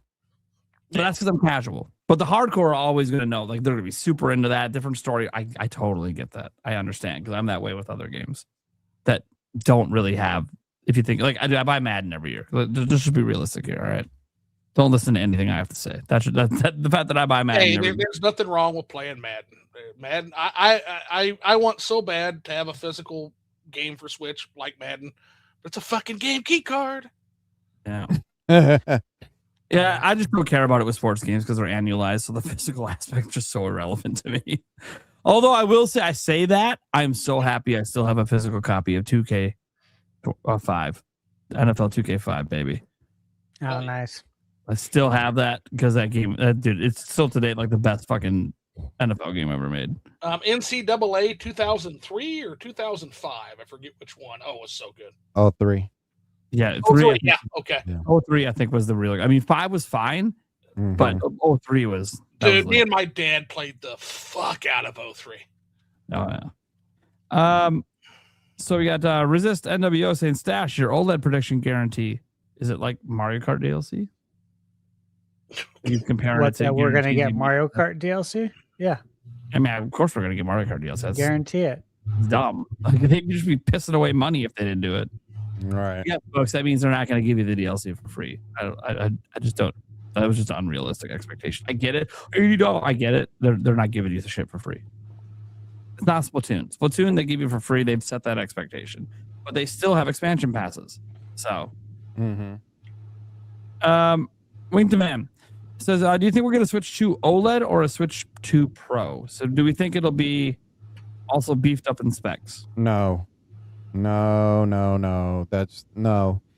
So here's the thing. I don't think people, I don't know if people really realize this, but they made that system to be as jack of all tradesy as possible. The moment you start messing with one thing, there's going to be a problem with something else. People already complain about how my Switch 2 isn't getting enough battery power, but you want increased power on it, and then that's costing more money overall, or you're getting less battery out of it. So no, I don't think a pro thing is real for Nintendo. I think it's just an OLED. I think you get an OLED screen, and then maybe we talk about some of more ergonomic things for that system, whether it's a better battery life or, they crank up the hardware inside of it, because at that point they'll probably have new versions of the same hardware, kind of like how they did with the original Switch. But I don't see a world where they're like, hey, let's do the same thing that PlayStation did and take these chips and overclock this chip so that it reaches this number, and take this and let's take the latest version of whatever NVIDIA is working with and make something more unique just to us. And I'm talking about PSSR. I don't see it. There's just way too many, especially with Nintendo. If it don't make money, it ain't making sense. So I think here's what I think will happen. Okay. It'll have an OLED screen. That's a given. I'm not worried about that part. That's going to be there. There's a chance that it could be like a Pro, but that chance would be that they shrunk the die and it's just the exact same chip. They're just able to run it at higher clocks, and that's your more powerful system. You fucking guys just gotta switch to. That's it. You just gotta switch to, guys. I know people, but it's because of the news, right? The news broke. That's what happens. Just like you remember before Switch 2 came out and there was a report from Intel about Switch 3 already. I'm like, what the fuck are we doing, man? Switch 2 wasn't even out yet. What the fuck are we doing? Well, yeah, I mean, I remember this because, of course, I made the meme. I remember this. Yep, I remember I made a video and I was like, oh, of course, Prime's talking. Oh, what the fuck you want me to do? It's the news. I control. Those were the days. I used to troll the shit out of you. I even had a meme of you shrugging, saying, better luck next year. Switch to better luck next year. I'm just covering the fucking news. Don't shoot the fucking messenger. For 3 years, Anyways. But anyway, yeah, I mean, guys, you just got to switch to, like, this is why the hardcore must be destroyed, by the way. This is why. Because they are pushing, we're Wile E. Coyote and we're off the fucking cliff, guys. We haven't looked down. Yeah, that's so funny you say that. I think that needs to be a slogan. What did you say? The hardcore needs to be. Hardcore must be destroyed. So yeah, the reason I say that, I think it was Cato.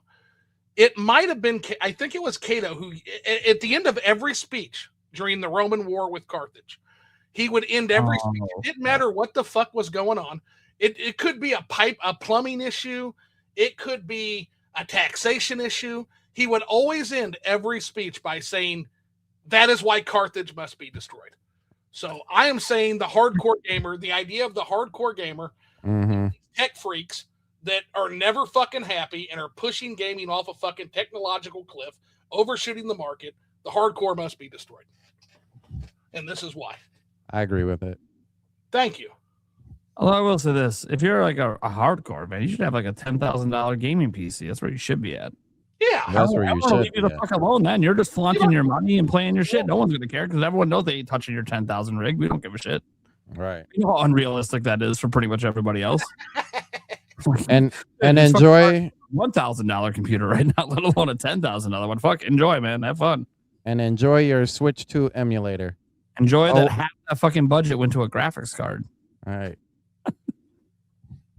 Seriously, 5090 is like fucking $5 or $6 grand right now. It's so stupid. That's dumb. Okay. Demonic Brawler says reversible cover art for game keycard box, problem solved.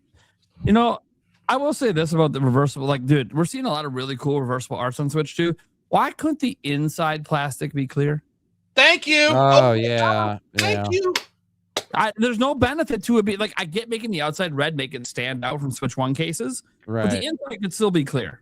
There's no real reason they had to keep that red. It's muddy. You can't see the fucking inlay art. Yeah, it's money. It's money. I know that it's how they casted the cases so they don't have to, like, you know, double cast it and have like a clear side and a red side. But I'm like, I get it for manufacturing purposes, but also, come on, man.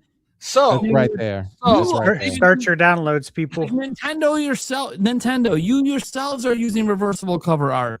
Like, come on. So speaking of hardcore gamer freaks, am I the only one who buys the Switch 2 game and then takes the inlay art out and puts it in a Switch 1 clear case and then puts my cart in the clear Switch 1 box? You're probably not the only one.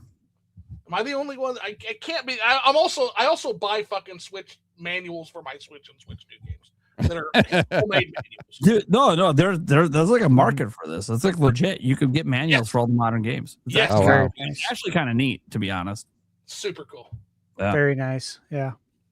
It's, a lot of the key cards have reversible covers, guys. Yeah, and it's like vinyl, right? Like it's still around. It's niche. Same thing with what Zoo's buying over there, man.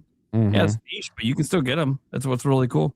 Yeah, they're unofficial, of course, guys, but it's not the point. It's about the nostalgia, and it just feels right. And it feels. It feels right. It does. It's like when you crack a game open, you get that new chemical smell. Hey man, I don't know, just something about that feels right. Oh, like it's so fresh. Nobody ever touched it. Yeah, dude. You open it up like, oh, this smells so great. You're like, okay, I know I just breathed a bunch of shit that can kill me, but fuck, man, that was a great. It still smells. It just hits. It just hits, no, dude. It's because I've been doing it, guys. I've been doing this since I was a kid. Whether it was the plastic boxes or it was the cardboard ones, always the new game smell. So every time I crack a game and do it, it's basically 40 years of gaming history hitting my brain at once. And it's fucking awesome. People shit on nostalgia. I don't know why. It is a positive emotion. Fuck yeah, nostalgia, dude. I'll be sniffing fucking. Thank you, Brian. The whole reason I want physical games to stay around is so when I'm 80, I'm fucking sniffing a new package, baby. So there's a content creator, love him to death, great friend, Eye Patch Wolf. His name is Super Eye Patch Wolf, and he has been on a kick for a long time about how you've got to move forward. Nostalgia should be met with caution. Got to let the past die. It's like, nah, fuck that, man. We argue all the time about it. Fuck that. Yeah, let positive emotions leave your body so you can be miserable. Have a good day. All right. I'm not saying that, but that's a great counter, and I'm going to use that now. Sorry, I have a positive emotion. My bad. Can't be happy around you, I guess. No fun, police. I mean, it is. It's literally, if you look up the definition of nostalgia, guys, there's nothing negative about it. It's all positive. But the internet turns it into a negative because you can't be happy because you think your modern game's better. Okay, who cares? So, to give you context on this, we were arguing about The Simpsons because he put out a video called The Simpsons is Good Again. Oh, okay. Yep. And his whole premise is that by anchoring to what The Simpsons was and trying to constantly recreate that in order to be nostalgic, essentially what you're doing is you are robbing the ability to turn The Simpsons into what it could be now. And so he kind of coined this is toxic nostalgia that has anchored The Simpsons into zombie Simpsons. Sure.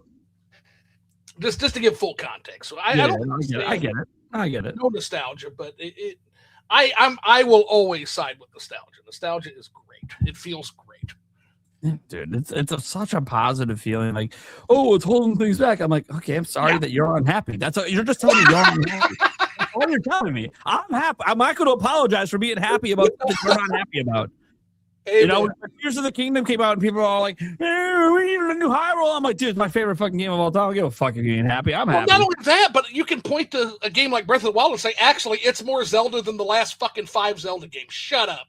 Yeah, well, you don't want to do that argument. Then Zelda, I'm like, shut the fuck up, man. I've been there since dude, I was fucking born when Zelda came out. Get the fuck out of here. Yeah. Okay. I ran fan sites. I've been doing this shit for 35 fucking years, man. Hey, I'm sorry that you've only played Enuma Zelda. No. I'm sorry about that. No, I like Enuma Zeldas. I do. But hey, that's not the way the series once was. Mm-hmm. Right. Like, there are other types of Zelda that you're just not allowing yourself to fully enjoy because you like a certain type. Anyway, that's fine. Zelda sells okay. Zelda sells 4 to 6 million copies every time it comes out. We can have both. I mean, Twilight Princess was the highest selling Zelda before Breath of the Wild. Well, not to count for pop growth. It's original Zelda. Wow. Yeah. I know. Yeah. There's depends how you want to crunch all the numbers. Zelda. But it was, is really successful. And like, I like Enuma Zeldas. Dude, they're some of my favorites. Majora's Mask. Again, that's all basically. I don't know. Actually, it's 2 guys. You can make sure we give credit. There's 2 people. 2 masterminds. Second guy never gets as much credit as he should get. But no, and then there's the guy. Who's the other guy that did Link's Awakening? That's like its own fucking thing, and he also did Majora's Mask. A lot of it.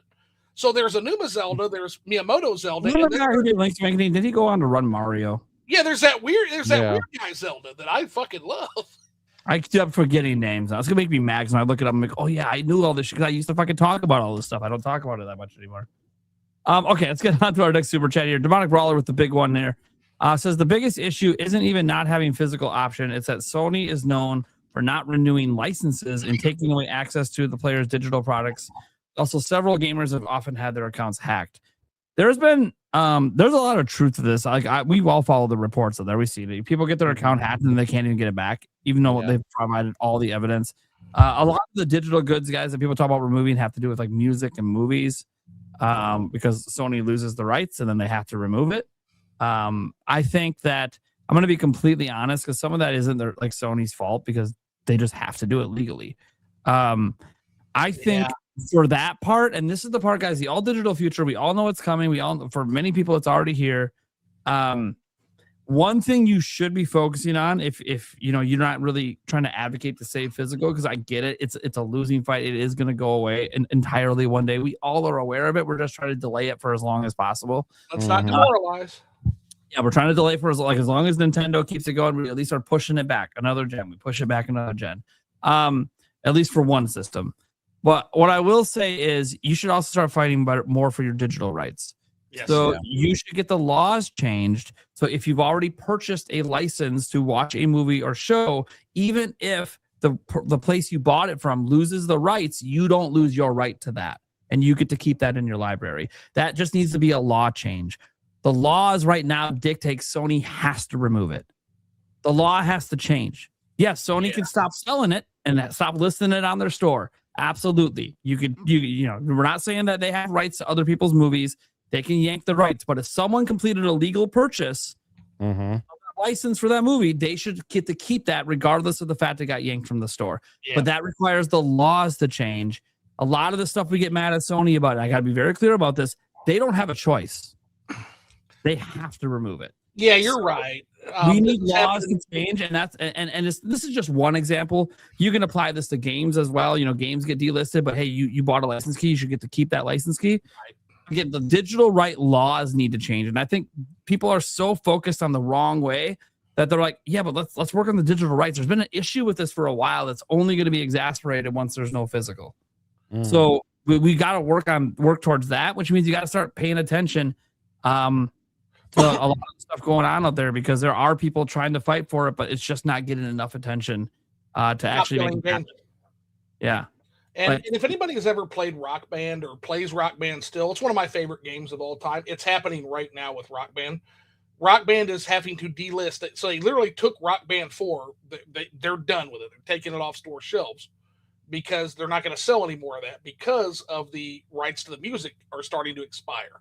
They are also, week by week, starting with the oldest songs, going to the newest songs, mass delisting all of the available DLC for Rock Band.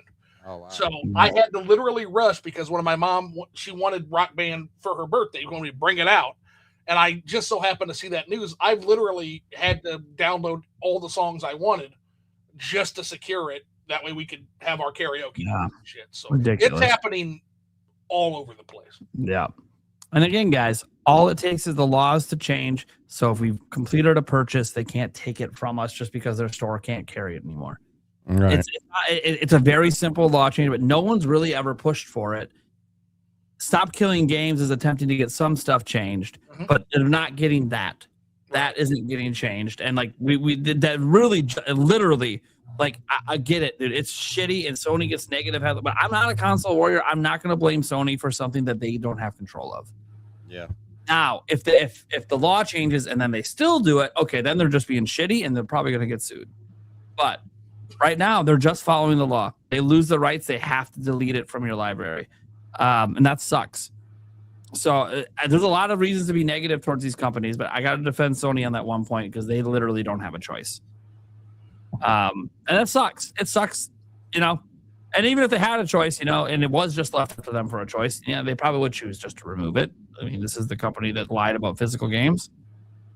Sorry, I have such a hard. My problem isn't that they're going all digital. I knew they were going to go all digital with PS6, right? I've known this for a while. Like, yeah, they're going all digital. The moment that PS5 launched with an all digital option, I'm like, okay, PS6 is just going to be all digital.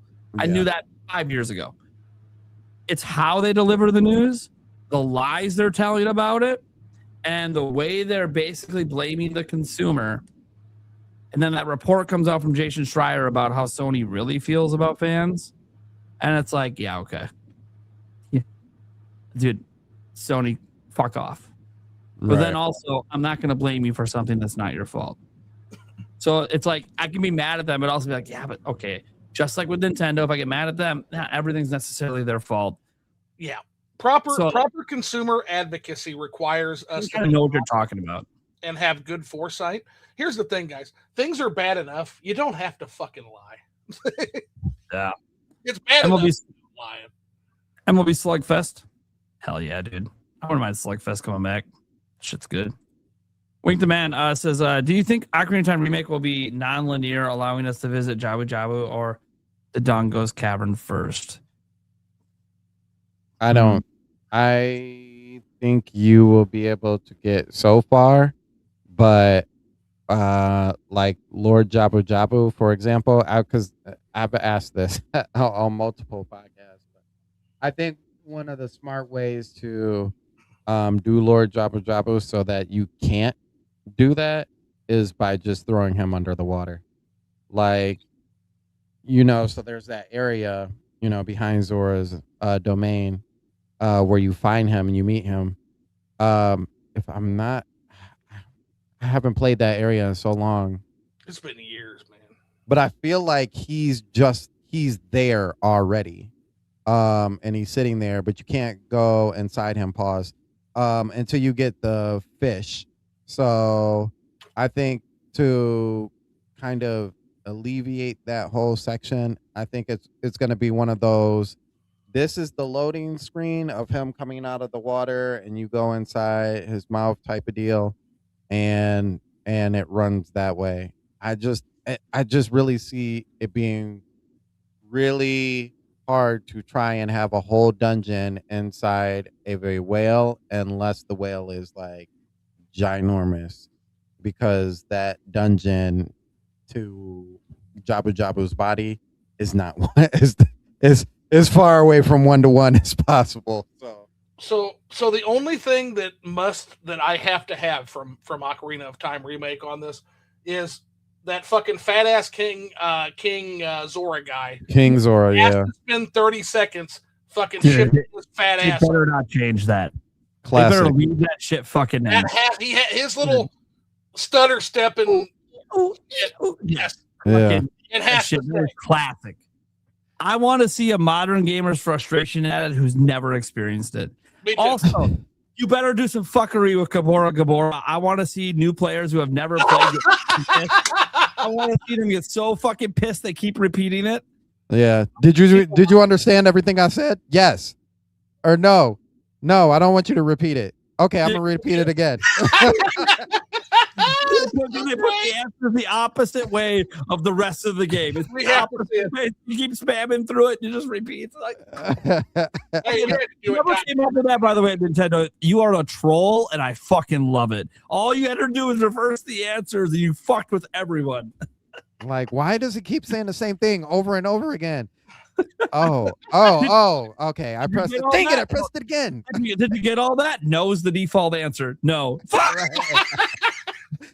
They knew you were skipping through it, man. Oh yeah, they knew you're spamming. They're like, oh, we're gonna fuck with them. I'm like, God damn it.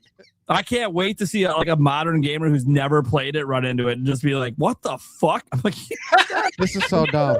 Nintendo knows how to troll too, motherfuckers. Same speed, same cadence, everything. Just super fucking slow. I'm tired of this game. It's archaic. I don't like the way that it's written out.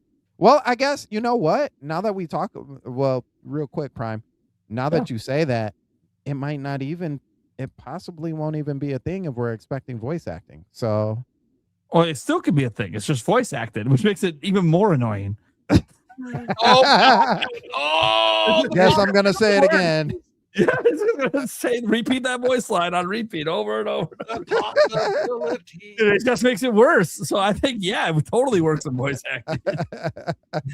Obviously, guys, we don't know if they're gonna do voice acting, but I mean, they're acting like this was like based on how they revealed it, just the tease. They're acting like, hey, we put some fucking serious dough into this game. All right, well, yeah. I expect voice acting then if you did that. I mean, you already set that standard with the 2 prior Zelda games, so right. Prime has so much fun with Zoo. Dude, me and Zoo can shoot the shit all the time. That's the way it is, man. Oh, but yeah, if There's so much shit. If we had the fucking time, we could be shooting the shit for days, man. All right. Next up here, we got one more after this. Monroe says, LMO, imagine Link as sarcastic with Zoo's voice. So Link would be kicked out of the fucking village. Link would be banished. To be fair, man, it'd probably make it a better game. Yeah, I'm not doing. It's like, hey, I need you to go fetch my slippers so I can give them to my husband so he can give you a fishing pole so you can catch a fish. No, just no. I'm a fucking hero. I don't have time for this shit. No. All right. Our last one, Modern Brawler says, I want a t-shirt that says, I'm the effing hero of time. All right, man. I'll hire someone. We'll get it on the merch shop. All right, man. We need something custom and unique so Nintendo doesn't get mad at us. Well, okay, we'll figure it out. It out. It looks like Link, but it's pretending not to look like Link. All right. Well, that was our last one we had of the super chats and stuff. So thank you guys so much. We'll go around the room, let people know what we got going on and where they can find us. Obviously, shout out to Sayuran. Link down below if you want to go check out his content. He makes some really good stuff. And he goes to a lot of like cons and stuff too. So like if you like to travel and go to all those different conferences, sometimes you might run into him. That's actually how I ran into him multiple times at different ones. So he loves going to that stuff. Let's get to Sandstorm, man. What do you got going on? Where can they find you? Oh man, you can find me on Instagram. You can find me on Twitter. YouTube channel is Sandstorm Show Rebirth. We just got back into the swing of things. Shout out too, because I haven't made this official via Twitter. But shout outs to Vigilante. He's the 6th person in our mega group of the Sandstorm Show. So shout outs to him. You'll see him in a lot more rotations. I did want to do this real quick shout out because you got a bigger channel, Prime. So pardon me, but while I was down in Houston, we went to DreamCon and I got the opportunity to play 2 very unique games. One game is known as Ninja Man Here. Yes, I will keep the QR code. So if you want to bring up your phone, check this out. Let me full screen you. Here you go. Oh, thank you. This is an absolute hilarious game. Okay. You play as a ninja with the gold chain. You out here slapping other ninjas around with your gold chain, and and you show the ladies some love to get them in the club. That's what I was told. So definitely check out the Instagram. They do not have a demo yet. It is still in the GoFundMe stage, but definitely a really fun game. Now this game does have a demo to it. This game is known as Yasuke. It is by Deliance Studios. They are all over the world. But this has a demo on Steam. Definitely check it out. It's an over-the-top action game. You play it as a descendant of Yasuke. Right now, it's still in alpha stage, so you're really just doing the just kind of traversing the area and fighting. But they're also in kind of the GoFundMe stage. But definitely wanted to highlight both of those because those games are really, really great. But yeah, other than that, like I said, you can find us at the Sandstorm Show Rebirth channel. We are giving away free merch too as well. If you are a new subscriber, we are giving away free merch. If you are already a subscriber, which maybe a lot of you still are, we are doing a lot of giveaways on the channel live. So shout outs to Tabby Cat. She won some free merch last week, as well as Jay Biggs won some free merch last week as well. So if you want some free merch from the Sandstorm Show, we have shirts, we have water bottles, swag bags, the hat as you see up here that we're giving away. So come on through. We would love to have you. Nice. All right. And then Zoo. What's up, man? Yeah, I'm Zoo. You'll see me around. I go by many names, such as Last Cool Kid on the Internet. Who the fuck does he think he is? You can find me, depending on what you want, you can find me in several places. If you like dumb shit, find me at Flipping the Switch. If you want the dumb shit. If you want slightly more intelligent shit, you can find me at Switch After Dark. That's where I'm doing my video reviews. If you want to see me on Twitter, I'm Happy Wanderer with 1P, approximately 1P, at Happy Wanderer on Twitter. And then I'm also a digital bartender, and the link is in both my channels if you want to come and just hang out at the digital bar. It's a lot of fun. And yeah. Nice. All right. Then we got Stash, man, one of the busiest guys on the internet. And Phil says, buy my hats. Buy a hat for your hat. Buy a hat. There you go. Buy a hat. All right, Mr. Busy Man. Yeah. Lots going on right now. As always, lots of reviews. Had a ton of videos go up since our last podcast. Yes, you have. Like a lot. Guys, I almost thought it was my turn for a moment. It's like almost every day. Yeah, it's pretty much every day. I have I did my Adventures of Elliot spoiler-free review that went up this morning at Star Wars Galactic Racer.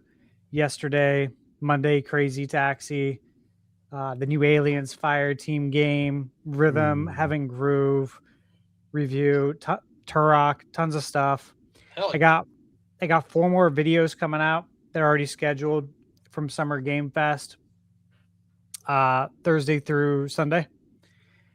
And I just got this in. This is the M64. Oh, you guys are familiar? Oh, nice. Oh, they sent me a review unit.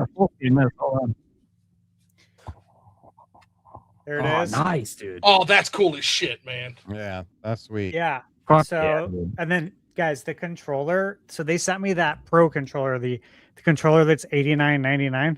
Mm-hmm. Oh, okay. Nice. This controller is insane. I cannot tell you how amazing it feels. I mean, obviously, I'm going to be testing it out. I was just updating it for the podcast, the console.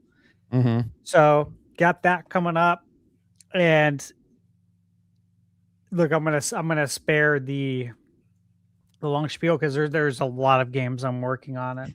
I'm not going to go through them all, but yeah, just keep an eye on the channel. Lots of stuff. Thunderstash Gaming, tons more reviews coming, lots of previews, and got some events. I can't say anything else, but I got some events that I'm going to be traveling for next month that wasn't expected, because obviously I presumed the next time we're traveling was PAX, but I got some stuff coming up. So there'll be more stuff on that too. That'll be fun. All right. Well, guys, I'm Nintendo Prime. If you don't know, I do daily news, rumor, leak content, speculation and stuff. Every now and then, talk about some single discussion topics, like one that I'm debating on, getting out about stuff we brought up today, such as the major media basically trying to whitewash away physical games with a bunch of bullshit. That's kind of something that I might make a video on one of these days if there's not enough news for me to cover. But sometimes you get videos like that out of me once in a while. They seem to be a bit polarizing, but it's just me ranting and raving, and it's fun. I like to do those once in a while. But yeah, otherwise we have the NintenByte Podcast, obviously every Wednesday at 8 p.m. Central Time. It feels weird to say this. We actually had a week where we didn't have an episode, which just feels so wrong. It felt so wrong. Like, even though I was coming back from the hospital like 2 hours after the show would have started, and I'm all doped up, and I was like, dude, why the fuck is there no podcast, man? What the fuck's happening? The routine, man. What is going on, guys? So last time I was gone, when my son was in the hospital, no problem. Now I'm in the hospital, there's a problem. And anyway, hey, that might have been. Hey, to be fair, that might have been fun though. It was doped out of my mind. I probably should have went live. Dude, they had me on that dilute or whatever that's like 5 times as strong as morphine, dude. I was fucked out of my mind. It's probably the best I've ever felt in my life, and I'm like, this is great. Am I getting this shit out of surgery? This is the shit I want out of surgery. He's like, provide your boy with the good stuff. But I know you can't describe this at home for me, but hey, you better have me on a dose of this when I leave. All right? Prime is on a fucking trans time journey going to fucking. Dude, he's having a trip to the fucking obelisk in fucking 2001: A Space Odyssey. Pretty much, dude. It was awesome. I'm like, I'm just like freaking out. Where's the podcast? I'm like, all right, we canceled that shit. I'm such a douchebag. Why did I call it early? You can still do it. Let me text the boy. No, he was like, it's 10 o'clock. Don't text the boys to try to run a show at 10 o'clock at night. Hey, Loud Boy says Nintendo Prime and Zoo need to get together, have whiskey. You just missed it. We just did a little while ago. Oh yeah. I gotta get some Blantons, man. Dude, yeah, if you can find an extra bottle, holler at your boy. It's so hard to find now. I know, and I found one and I was gonna buy it, then I was short and I was like, okay, cool. I'll come back tomorrow. No, you won't. No, you won't. No, you fucking won't. It's fucking bought before I got back. I'm like, fuck. And you know the problem? It's all the fucking. I'll tell you what it is. It's the outsiders that have come, and it's the fucking John Wick yuppies, man. Ever since that fucking movie came out, and they drank Blantons in John Wick, these motherfuckers have just been going and just stealing all the Blantons, man. I mean, to be fair, it's good. It's not good for me. Dude, I haven't legit tasted Blantons in years. It was just a bar that had a shot of it because I couldn't find it. But it's not good for me. All these fuckers used to drink Pappies, and they can have it. Pappies is good, but I like my Blantons. And then John Wick came out and fucking ruined everything. You mean he turned people onto the fact that, hey, this is actually pretty good. No one knows about it. Yeah, it's good and it doesn't cost $1,200. Yeah. Yeah, and no one knows about it. Now it does. No, now it does. Now you know. Now you know about it. It's like, oh fuck, because you can't make enough of it. The way it's made, they can't. Hey, I've still got Basil Hayden. They haven't taken that from us yet. If you want the cheaper, still got Basil Hayden, which is pretty good. Still got Booker's. You can still find Booker's pretty well. But Blanton's is my standard, man. And having it be this rare sucks. All right. Okay, guys. So, yeah, anyways, the rest of my content is just whatever. I do Q&As and all that if you guys want to tune into those. They go to members only after. We have a members only Discord as well if you guys ever want to screw around in there. People are always hooking up and like playing games together and stuff. That's something that happens a lot on that server. So, yeah, we just got a really friendly community. Otherwise, guys, you can go check out the Podcast Clips channel as well. Drop a subscription over there if you want. We do live stream the podcast over there as well. If you want to just enjoy the podcast and you just love the podcast, you're not really into my content or Stash or Game Birds or whatever, and you literally just love the show and nothing else. Hey, we literally have a channel that's nothing about just the show. You can watch the stream over there. You can get the clips over there. Eventually, we'll probably do shorts of some of the funnier moments. Eventually, someday. That's my plan anyways. When we get there. Right now, I'm just trying to get my own channel kind of back to where I want it to be. But yeah, and just to let everyone know, as a reminder, as Sash just brought it up, the NintenByte Podcast is going to PAX. So hell yeah. If anyone else is going to be at PAX West and just wants to come and say hi, we're going to pretty much be there every day. We're going to be on the floor every day. We're going to, sometimes we might be doing meetings and stuff. That does happen, but it's not that hard if you want to ever hook up with us and say hi, take photos, or just shoot the shit. There's sometimes that we usually have at least one night that we go out to the bars. If you want to end up out at one of the bars we're at and hang out, I'm cool with that. Yeah, it's just a nice little opportunity. If you guys go to the Mix, we're going to the Mix for sure. That's like a guarantee we're going to that. So we bumped into a fan there last year at the Mix. So I told Player Essence was trying to get me to come out to too many games. I'm like, you wouldn't even know who the fuck I am. He's like, I promise you I would. I need to come out to you guys one time, just see if you even know who the fuck I am when I shake your hand. I'm just gonna listen to the voice. That's all I need. I love it. Well, you have a very distinct voice. That's how I'd be able to tell. Okay, all right. Well, maybe because he's like, I promise I know who you were. I'm like, I don't know, man. And that's part of the fun is the anonymity. Yeah, dude, it's a lot of fun. I want to go to too many games sometimes, dude. There's a lot of other YouTubers that go to it that don't go to these other ones. They're like, oh, you should come out here. I'm like, yeah, I know, but like, dude, it's a business trip for me, man. Like, Right. There's nothing really happening that makes it worth my money to go out there because I'm not covered in video games. I mean, going out there to hang out. That sounds fun. But fuck, I got a family, man. I gotta fucking work. I wish I had the time to just go have fun. Back. You know, but maybe one of these years. You know, I always say my kids won't live with me forever, right? So maybe I make it out there when I'm 55 and no one wants to talk to me anymore. Yeah. And I'm a grouchy old man talking about 15 miles both ways to buy my physical games in my day. That wasn't even to buy. We just got to rent it from the local library. Oh, shit, I thought there was two of us for a second. All right, guys. Thank you so much for tuning in. We'll catch you same time next week. I don't know who the guests are next week. I'm not going to load it up. It doesn't matter because Gamebird and Eric should be here. That's the real return to form. Nice. Catch you guys later. Eric and the bird. Good night. Peace.